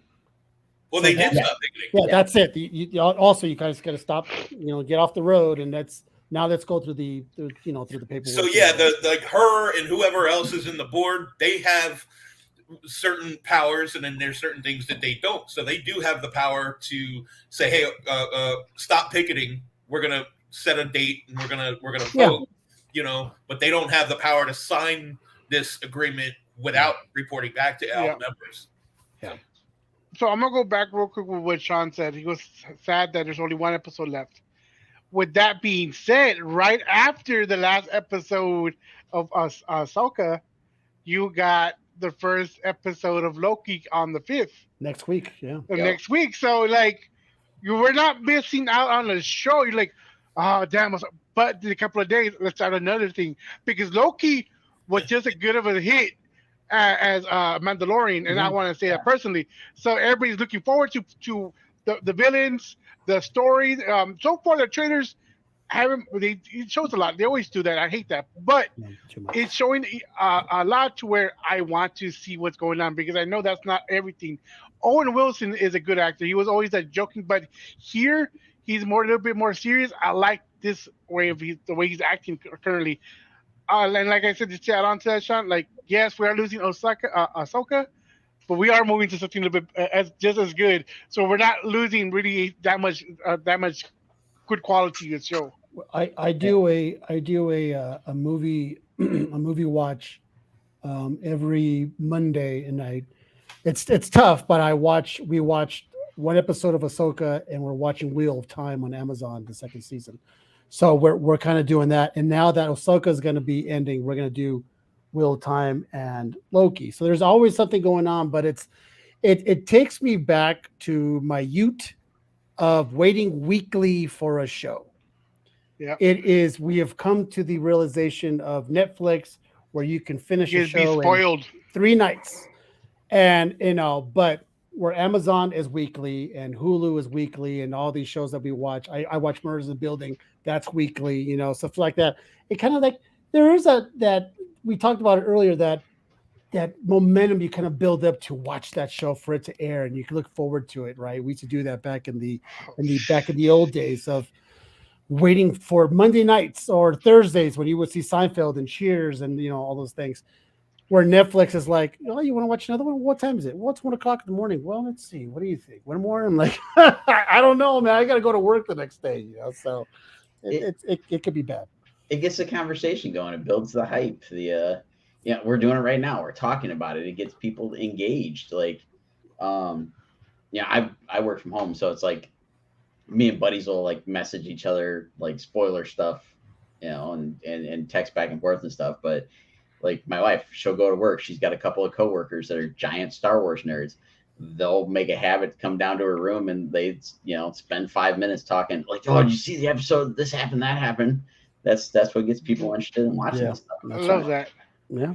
And talking about like ramping, like hoping to see certain things. Yeah, I talked about Loki. I'm looking forward to the show that I am really, really, really looking forward to this end of this year is gonna be Invincible season 2. Yeah. It's been a few years, right? And it's been hyped up so much where it's 2 and 3 are coming back to back, so that's good. It's like and I've got into the comics so much where I'm reading it now. You know what's gonna happen. I actually stopped reading because I don't want to. There's so many spoilers out there. I was like, oh, let me just watch it first. But honestly, I just can't wait. The way it ended, the way that show was so gruesome, and it continued to the end, and then the dad leaving, you're not knowing if he's gonna bring the milk back. You know what I mean? Like, what's gonna happen? Like, I honestly, I have Loki up here, but honestly, Invincible is right on top of that when it comes to shows this year. How about y'all? What are your thoughts on the shows coming up? Yeah, I'm definitely looking forward to it. Sorry, go ahead, Kyle. I just said I'm ready for some more Sweet Tooth. Oh, that's right. Oh, that's it. They canceled it though. No. Mm-hmm. Serious? Yeah, that's it. I think I from what I understand, they canceled, which I think second season was better than the first. Just because that's for me, but from what I understand, they did cancel it. So I saw an interview one time, or I saw somebody made a YouTube video, and you know how they take different videos from different places to source who they're talking about. Yeah. And they were talking about Stephen Ewan, and Stephen Ewan was on the screen, and there was no audio. They were just showing a video of him during an interview as part of this montage scene where they were talking. There was voiceover. And when you're being interviewed and it says the actor's name and then the character that they play below it? Yeah. It showed Stephen Ewan. It said Stephen Ewan as it said Tony Chu. What the fuck, man? Was he supposed to be in? Did they make a cartoon or a live action version of the comic book Chu and he played Tony Chu and it never got made? Or oh, that's interesting. Where the hell's that at? Yeah, that's interesting. Wow. Well, I did hear that they were going to do something with Chu. I did hear that in production, in talk. But this was a Caesar, I couple just saw years that. ago. Maybe it was in the can. Caesar, I saw Sweet Tooth season 3 was renewed. That's what I looked Oh, up right okay, now. good. All right, good. But I heard, that's season 3 is the final season though. okay, maybe that's what I heard. That season 3 would be it, and that's it. And which, believe it or not, I'm okay with that. There's certain shows that I'm okay if they just if they end it and you're like, okay, I'm all right, because sometimes it gets a little too gamey. It's like, all right, I think we should probably end this soon. But Robert Kirkham said that he thinks Invincible could be tied up within 7 to 8 seasons for it to complete the whole series. That's a lot. I mean, that's good. I mean, hopefully good for us, but that's a lot of work because especially they do 2 seasons at a time. I think because I did 2 and 3 together. Yeah. So 3, 4, I 5, guess 6, we'll 7, do 8. that. That's gonna be awesome. I mean, we got 8 more years of good stuff. So Nice. Sean, what are you looking forward to, Sean, this year? The end of the year. Definitely Aquaman? Invincible. Bear for a second, guys. Cobra Kai. I think that's Oh, going to come out like November, maybe. I think is what I saw. No, I stopped watching after season 2. Trying to remember what else is coming out. I think don't we get the House of Dragon the end of this year? God, I wish so. I think God, you know what? I think you're hopefully thinking there, Sean. But what I heard, they were already done writing it by the time the writer's strike was there. Let me just No, look no, up. that was Ring of Power. Ring of Power was Oh, already that's right. You're right. Ring You're of right. Power they completed right before the writer's strike happened. You're right. So that's already, I think, in the can, and they're probably doing their thing. We're probably not going to see that. I will say till next year. Yeah, and now that you say that, I remember House of the Dragon, I think, was still filming, and the strike for the actors started, but they had something where they got through because most of their actors were not SAG members, something like that. I don't know. Well, I am looking forward to House of Dragons, but which we probably won't see until 2025 sometime. We probably won't see Ring of Power till once again 2025, 2024, probably. And House of Dragons, who knows? But hold on, before you finish your idea, let's talk about how how a lot of prequels or sequels of shows don't work, but these 2 prequels are like killing it, or like they're bringing you back to those shows. Like after I finished watching the Ring of Power, I'm gonna rewatch the trilogy. Once I'm done watching the House of Dragons, I'm gonna go back and watch the first. You know what I mean? Like it's bringing me back to watch it. No, Well, I was like, no. Caesar. No, Kyle, you're not into the whole Game of Thrones and House of Dragons deal. Game of Thrones was great. I didn't hate the last season the way most people did. You were so used to getting the unexpected, like, oh my God, I didn't see that coming, that it sucks that the big ending was exactly what you saw coming. That's the thing I don't think people were able to compartmentalize and articulate. Okay. But the prequel show is just not doing it for me at all. I think and I watched the whole season. I think it's I think what it's doing, for some, obviously you're not the sum, but for some, it's given them a little bit of that taste of what they had with Game of Thrones, the drama and all that. So I think it kind of feeds their little monster that they were missing with the Game of Thrones. Yeah. So I'll speak on that on my side. Game of Thrones, I didn't watch it until it was over. Because I wasn't like, at first. The first 3 episodes were like, oh, it got to me, but it didn't. I don't know why I didn't continue. Before I watched the House of Dragons, I made it to where I need to watch this before I watch that. So I'm still in that like, oh, it's cool. I want to continue watching it phase. You know what I mean? The honeymoon phase, where I saw a cool show. I still want to continue watching something related to it. So that's probably where I'm at, and that's different from a lot of the fans that watch it from the beginning. I feel like going from Game of Thrones to the House of Dragons is like going from a cable modem to dial-up. But wait a minute, 56K or 28.8? 56K, baby. Okay. All right. I still had it fresh in my head to where I wanted to watch it. You know what I mean? So that's probably what's different between me and you. It's like, oh yeah, I understand what you're saying, but like for me, it's like I didn't want it to end. Like when it comes, what's the name of that show with the bikers? Sons of Anarchy. Sons of Anarchy. I still haven't seen the last episode. To this day, I still haven't seen the episode. So it's never, to me in my head, it's never ended. I tell you what, I never ever saw an episode of Breaking Bad, but because people talked about it so much, I fucking felt like I saw Breaking Bad. I know how it ended.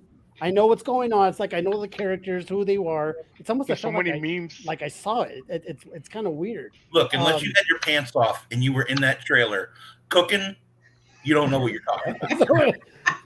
And I'm in New Mexico. I mean, they have a tour bus that goes around here. They have a Breaking Bad tour bus that takes you over all the locations and stuff. I mean, I haven't done it, but I did pass that Big Chief. There's that Big Chief the gas station or something like that.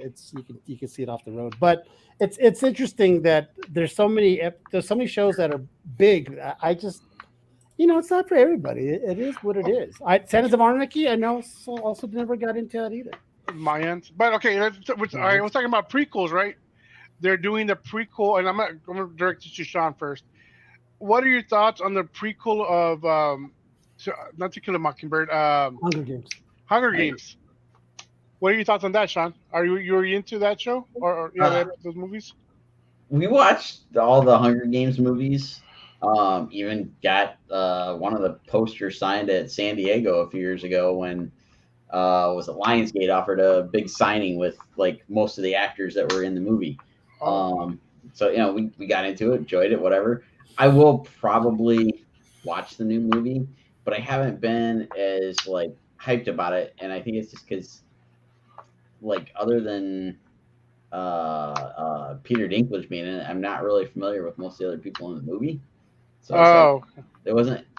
I don't know. It's like it's one of those ones where it's like, okay, we know where this goes. Yeah, I'm kind of interested in the backstory, but there really isn't a whole lot else like attracting me to it. It's a wait at home kind of movie, not rush to the movie theaters kind of movie. Yeah, it'll definitely be if it's streaming or shows up on HBO. Sure. How about you, Kyle? I want to see James Cameron and Michael Bay move into a duplex together and write a prequel to the Never-Ending Story. How did we get to the point where the nothing was taking over? What happened up until that point? It'll be nothing but explosions and The cool boy could be Peter Jackson. He could chime in from time to time, but he has no creative control. Let's do this. All right, make it happen. So, and it's funny. I mean, I'm bringing back to what John said. There's no publicity going on with all of these movies, including Aquaman. That one's coming out in like December, and nobody's really talking about it. Nobody's expecting much. There's a lot of stink on it, man. It's really hard for them to talk about it without it being infected with comments for the Amber Heard trial. Yeah, you know what? I read that they're doing it. They're basically doing an effort. Let's see what happens with hardly any marketing. They're just throwing it out there saying, watch it because Amber Heard is in it. What can you do? I'm not gonna watch a movie because of Amber Heard. I'm gonna watch. I'm not going to the theaters and watch it. I'll wait for it to come on Max and I'll watch it then. But I'll watch it. I didn't hate the first one as much as a lot of people did. I liked it. I think a lot of people liked it though. The first one, I think. The first one's fun. I think. Well, it is. But my friend said, when I saw fucking octopuses playing the drums, you lost me. I was like, come on, they're fucking being. It's hard to please everybody, Yeah. Well, it's definitely hard to please everyone. I tell you, that's for damn sure. A lot of the people making all the negative comments about these movies nowadays are people that are in their 40s or older. That is right. And the two problems with that demographic is one, we have consumed so much media that we've seen the best that humanity has to offer, and we're holding everything to such a high standard that it's never going to live up to that standard. And the other thing is we've forgotten what it felt like to be 5 years old and being lucky enough to be taken to a theater and disappear into that seat as it folds down and it's cold and the lights go down. oh my God, all these other people, this is a weird experience. I don't even know my neighbors. Who the fuck are these people? The lights go down, and then you get this cinematic experience, and it's fucking magic, man. When I saw The Flight of the Navigator at 5 years old, oh my God, it changed my life. Yeah. But every movie can't change your life. You see another movie, then another awesome movie, then another awesome movie. And then it really takes a lot to really impress you. You know what I mean? And then you have a bunch of empirical data from all the movies that you've seen, you know. And then you're expecting this, this is going to happen. That's going to feel like magic because you're not 5 years old anymore. Yeah. You still have to make movies to make 5-year-olds feel that way. Yeah. And that's what they do is they remake movies that you saw at 5 years old to grab that nostalgia. But they make new movies. Like my favorite character is Venom. And they made 2 Venom movies that I absolutely cannot watch. Yeah. But I am so happy that they exist because they're gonna make a new generation of fans of my favorite character, and he'll live on through that long after I'm in the ground. That first one was so good. To me, I thought first one was so good. Well, it's better than the second one. That's for damn sure. And they're making a third. It cannot. Oh, they're making a third. Out of the chat. They're making a third.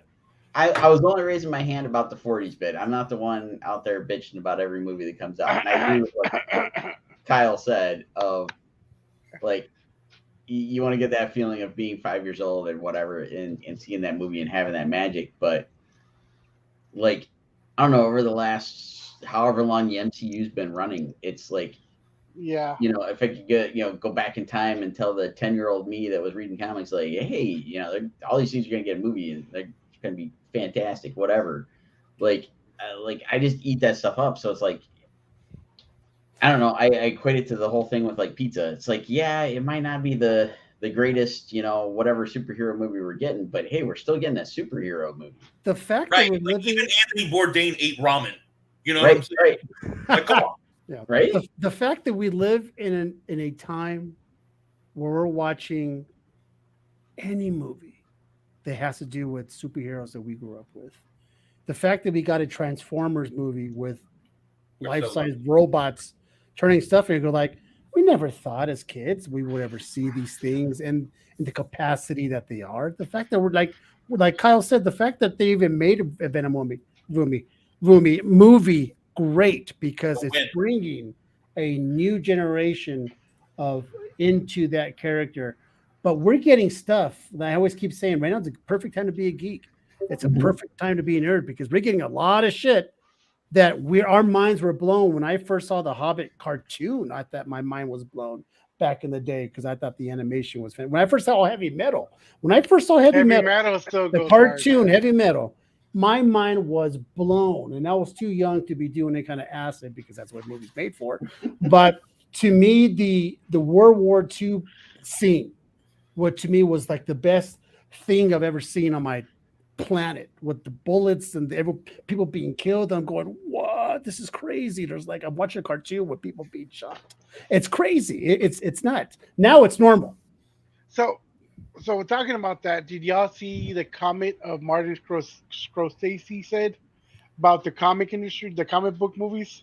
That guy's been against the MCU forever. Oh, the guy just doesn't want to have fun. I mean, crotchety old man. He's a crotchety old man who makes great movies, but not all great. But he's done some great movies. But he's like the guy that's been the trainer at a gym for 20 years, and then CrossFit came out, and he was like, yeah.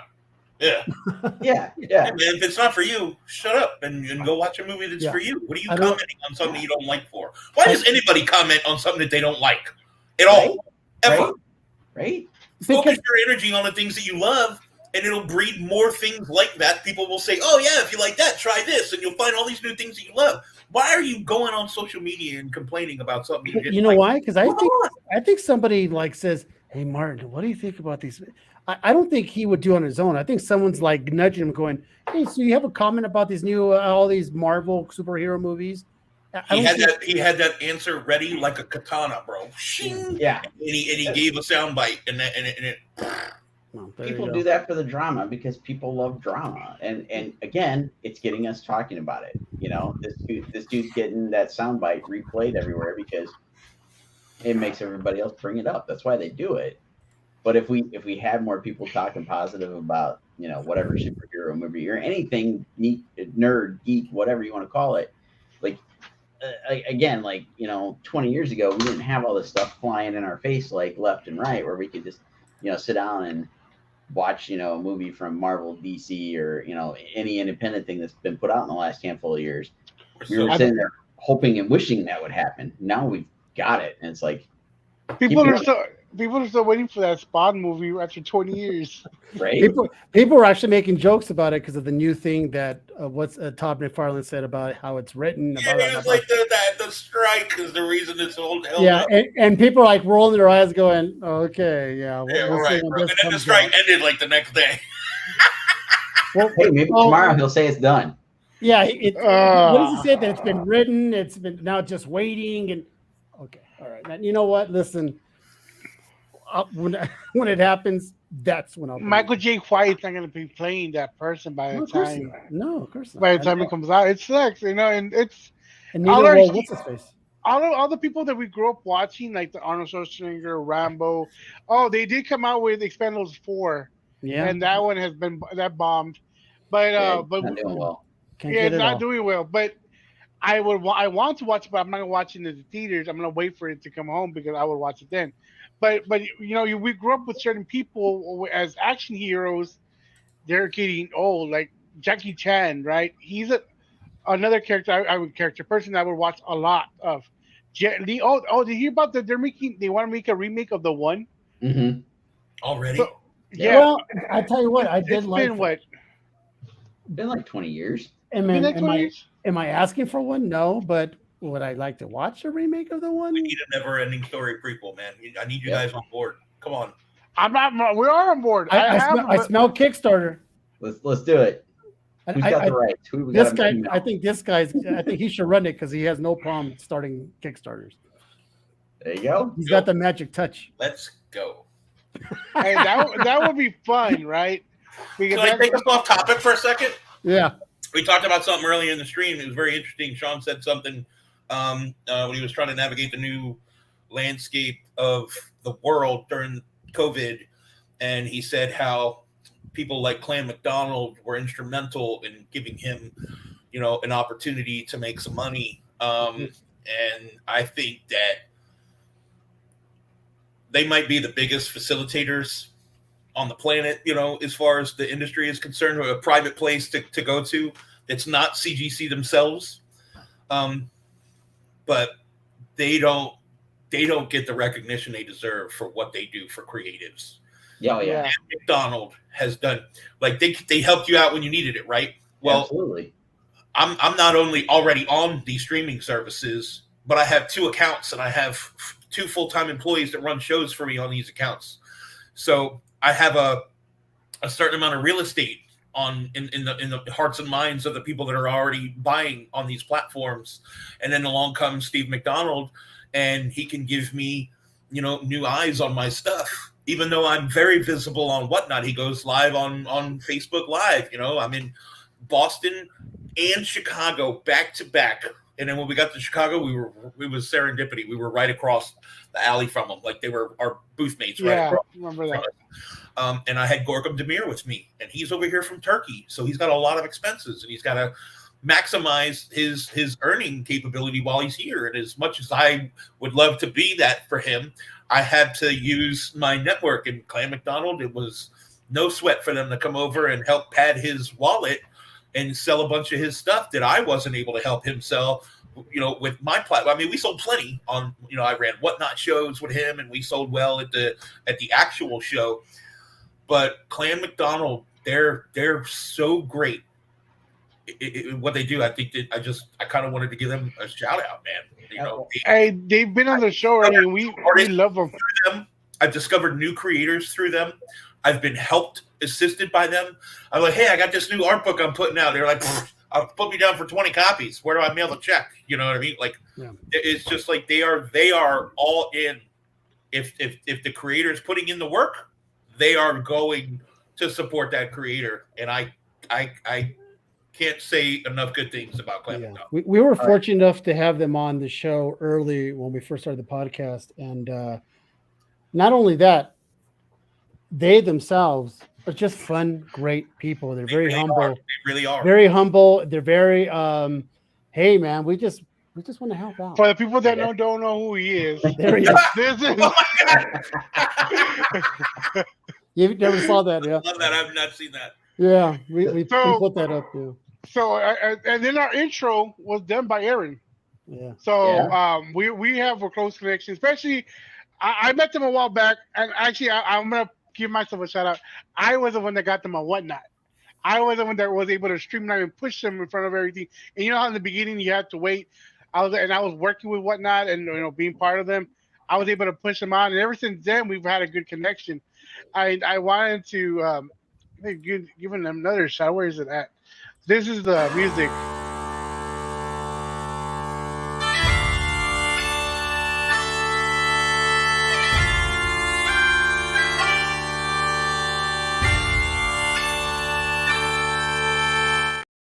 Yeah. Real quick, I wanted to give them that shout. I love their music. It's always the same thing because you're ready and you hear the pipe back. Oh shit, it's about to get down. Because they're always, it's like you say, Kyle, it's always art. Like they'll have Sean Forney. Like we're gonna have a Sean Forney commission list. What do you want? This is what you like. They'll be running like multiple things. They had a Sean Chen show right before ours, and they're selling stuff. They sell original art. That's how I ever got my first pieces of original. I sold that stuff already. So I had to, but at one point I owned original art at certain comics, so that was cool. You have the capability. Then they give you a payment plan if you need it. They give you a couple of 30 days to pay up. They have different opportunities. You work with them, they'll help you out to get your grails. And if you don't fucking pay your bills with them, there is no fucking reason why. Like, why can't you? They don't claim. Obviously, you don't claim, but they give you the opportunity. They'll talk to you. Hey, I can't afford it right now. Give me a couple of weeks. They'll charge you a little 15% or 10% fee, understandably, but they'll give you the opportunity, right? So they've been cool. They've been chill no matter what. I still ask them questions. I've helped them. Actually, I think I'm in a book with them. I can't remember which one, but I helped them facilitate a lot of stuff, and they've helped me. They gave me so much information. I learned from them. Kyle, you're 100% correct to give them the shout out. People like that they need more shout outs as it is. I stumbled upon a new process when I was in Chicago. I did a remark on a Venom Lethal Protector #1 of the crown, like the Biggie crown.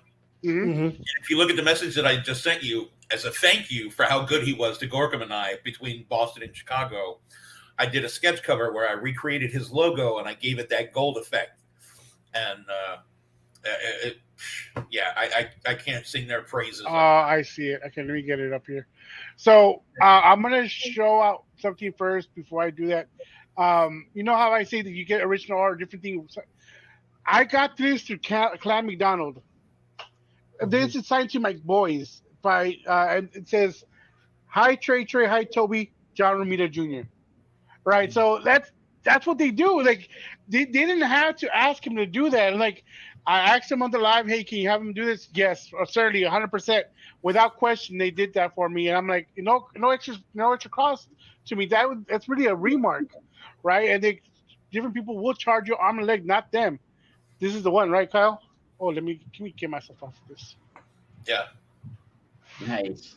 The next picture shows him holding it, but yeah. Oh wait, wrong side. Oh, there we go. Was he wearing a kilt the whole show? I'm not telling if you weren't there. This You guy. gotta be there. You gotta be there. Get in there, bro.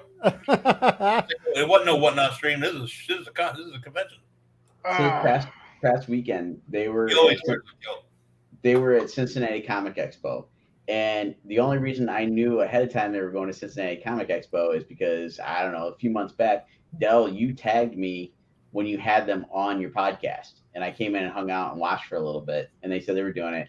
So then, I don't know, a week later or something, Steve and I talked. We set up like the whole sketch op thing and whatnot because it was like, hey, this would be awesome if we can offer that up. But to like add to what Kyle said, like not only... yes, they've helped me out immensely over the last few years that I've gotten to know them. But this past weekend, they were in Cincinnati. There was a whole lot of new faces for them to go meet. Steve actually came up to us probably 2-3 times throughout the weekend, like apologizing, not to us for anything that happened, just in the sense that he felt so bad because so many people wanted to do stuff with him at the show, he couldn't get enough time to get to all of them. And then also, like, just to like show how good natured everybody there is and how much they care about everybody else, he also like my good buddy Rodney and his wife Tina were sitting on one side of me, and friends of ours, Richard and his wife Katie, were on the other side. So Steve just went down the line, did live sales with us on Friday, and then again on Sunday. We changed up stuff, whatever. But when they did the stuff with Richard, like, he felt bad, like they didn't move enough stuff. So like I went down to drop off a sketch I had done for him. It's kind of like a thank you. He wanted me to do something. And I was like, dude, this is yours for the weekend, whatever. He's like, hey, tell your buddy there that, I feel bad we didn't sell enough stuff. Like, and I go back to the table and I tell him, like, Steve wanted me to apologize. He felt bad that you guys didn't move enough stuff during live. And he was like, he looked at me like, what the hell are you talking about? I'm like, he was just like happy that it happened and ecstatic that they moved some stuff, because this show was slow for a lot of us. And it was just like, Richard was like really happy that they sold some stuff. They moved a lot of stuff, whatever. But on the flip side, Steve was like, I didn't do enough. Like that to me, that's the like kind of person he is. Yeah, it's like the center of like their kind of like operation, what they're doing. They want to help out everybody they can. It's you first and me second. Yeah, that's them. That's the Kyle McDonald way. Is that I want to make sure you guys get what you need and all that, and then basically you guys eat the first bread and I'll get whatever's left over, because they just hit 11K on their group. Congratulations, Steve, when you see this later, because I am gonna stitch this up and send it to you. So congratulations on that. You just hit 11K on your group. Congrats, man. That's cool. And it's just like dedicated buyers for them, man. It's just crazy how he was able to get that group, not just like random, because a lot of people, when he would go live, 60 to 70 people would just be there commenting, wondering this is not. It's not the same people over again. It's just like it's crazy. He's built a great group over there for sure. Yeah, and everybody in that group are great people. They too, like, they come in there and they want to say hi to everybody. Like they want to interact. They want to just know how you're doing. Not so much what are you going to give me. It's, hey, you're a good person. Let's chat. I agree. So with that being said, we are gonna we hit the 2-hour mark. I just noticed that was pretty fast. Honestly, I didn't think it was gonna hit that. Go ahead, Steve. Yeah, I was gonna ask. Did you guys see the new logo that we have for the show? Show us. But that's technically not the new logo. Wow. But it's background. Yeah.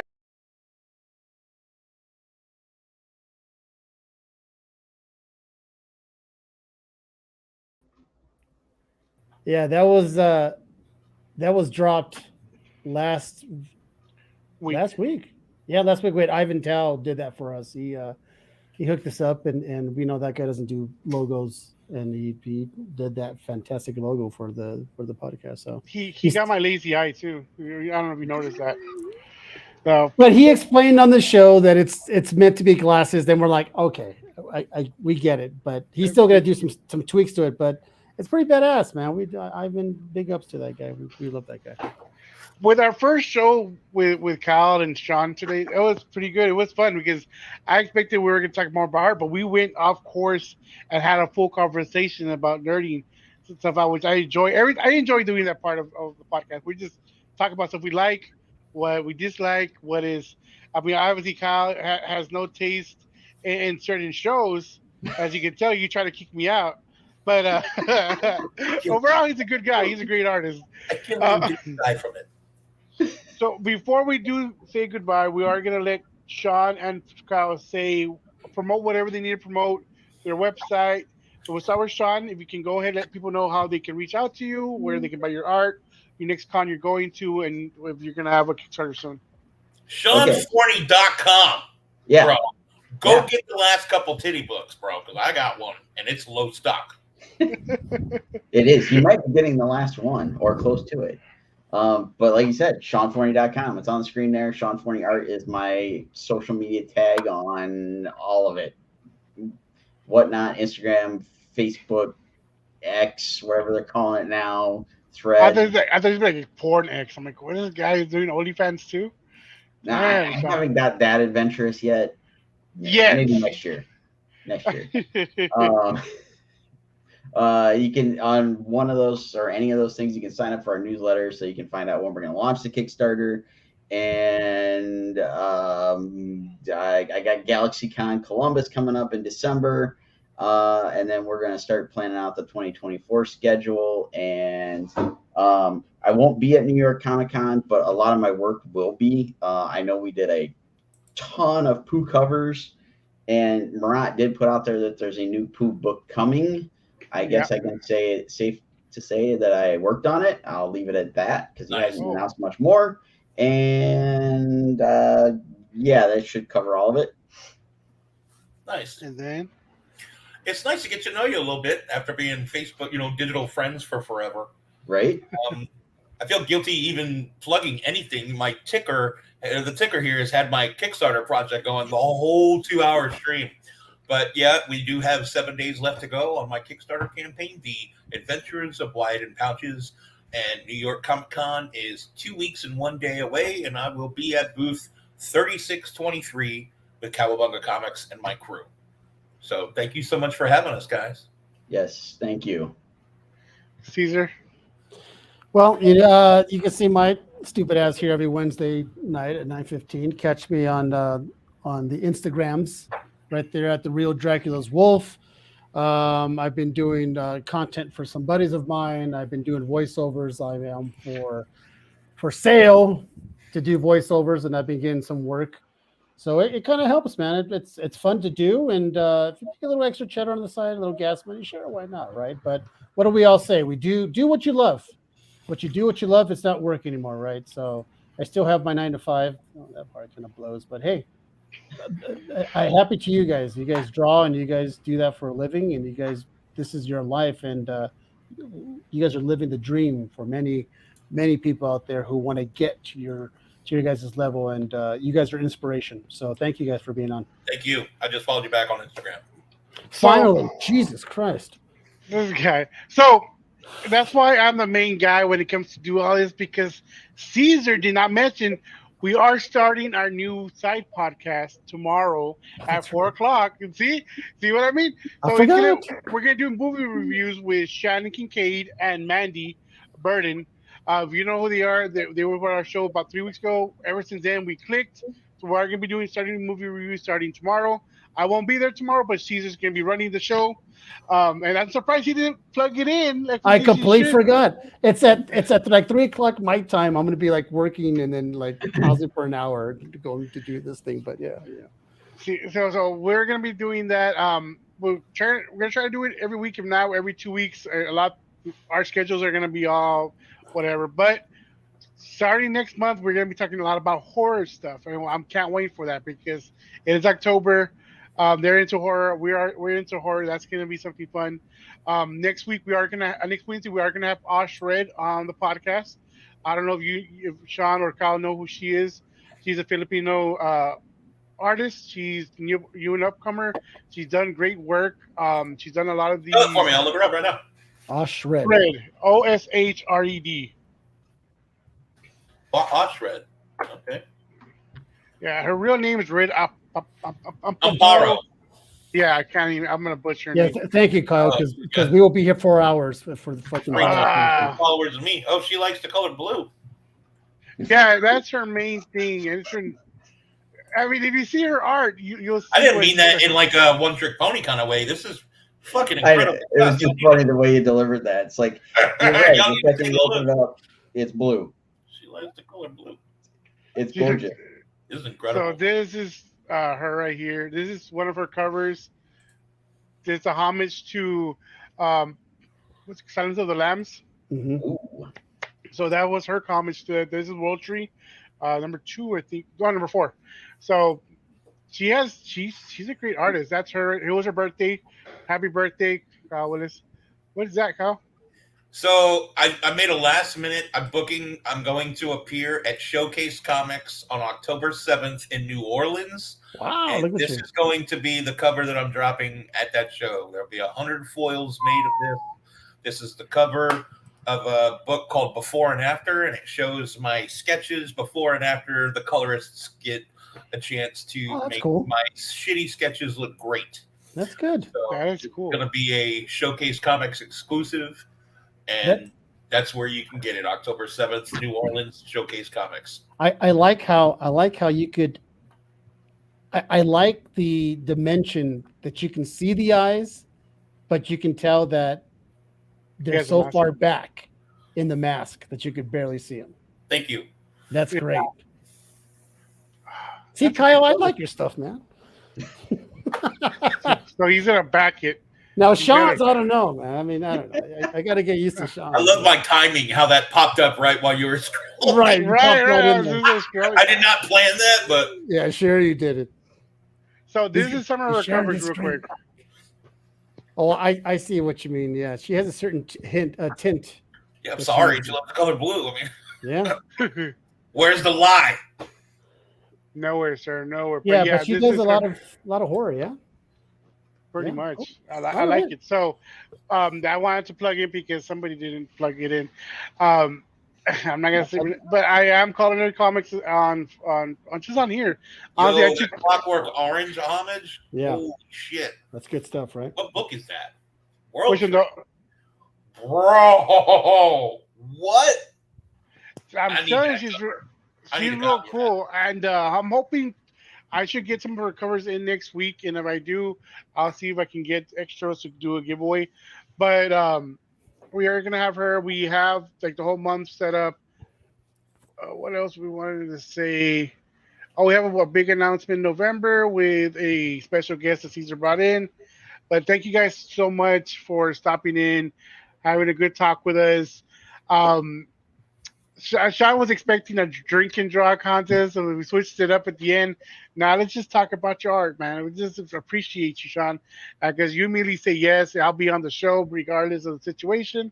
So I appreciate Kyle. Huh? It was supposed to be a drink and draw? Yeah, the original.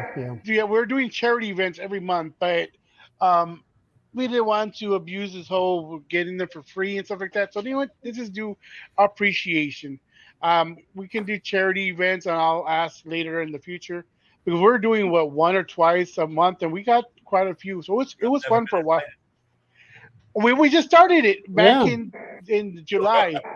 1, 2, 3. We had 4 events, and after somebody said that we were taking advantage of people, you know what? I'm not gonna. Who said that? It's gonna be nameless for now because I don't want any issues with that person. So I was like, all right, cool. I mean, it's not that we're not. It's not like we're about to hit 20K in about 4 months in our page. You know what I mean? So it's fun. It's honestly, I can't believe we're hitting 20K. We've been pushing. You were raising money for charity. Yeah, but I'm taking advantage. It's for. You could ask in the green room. In a few minutes. I like the idea. Don't tell me if you don't want it to be public because I'm gonna. Let's leave it there.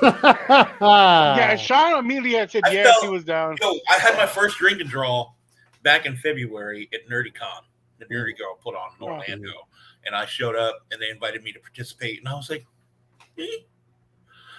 So I got to hang out with Adam Kubert, Ryan Kincaid, Josh Lyman, Joe, like some of the best artists. I mean, Martin Zavala was supposed to be there, but anyways, it was incredible. It was one of the most incredible experiences that I've had in this industry.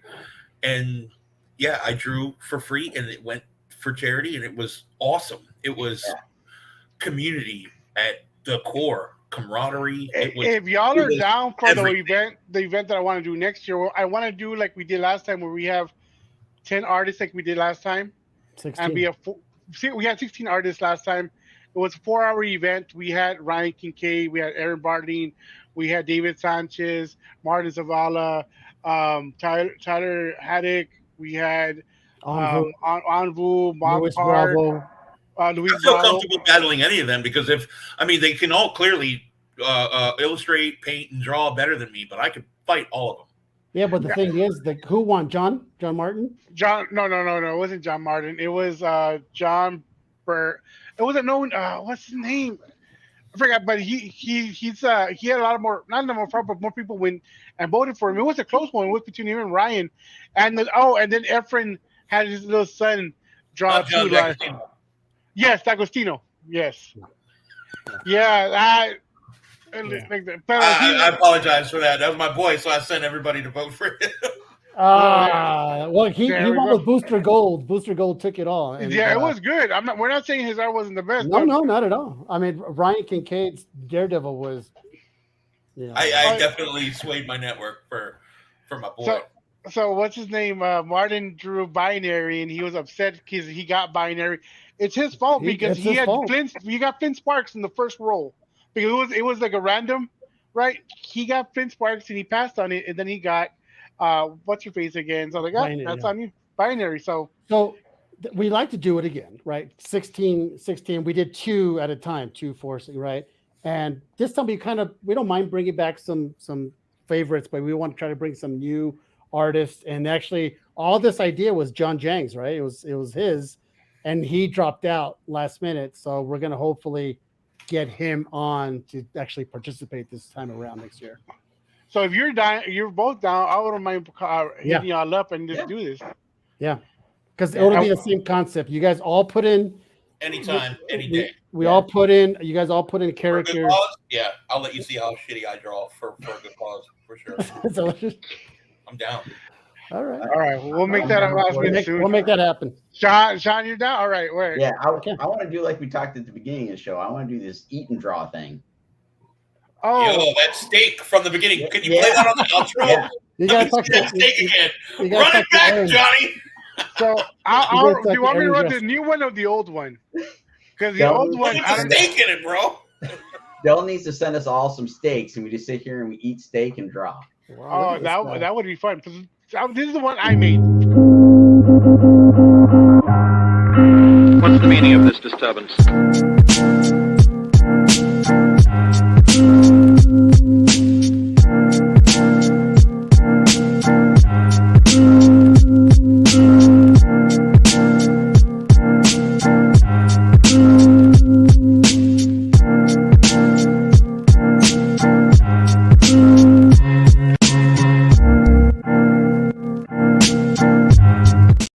So that's a video I made before. But I love how your glasses look like they're full of tears, dude.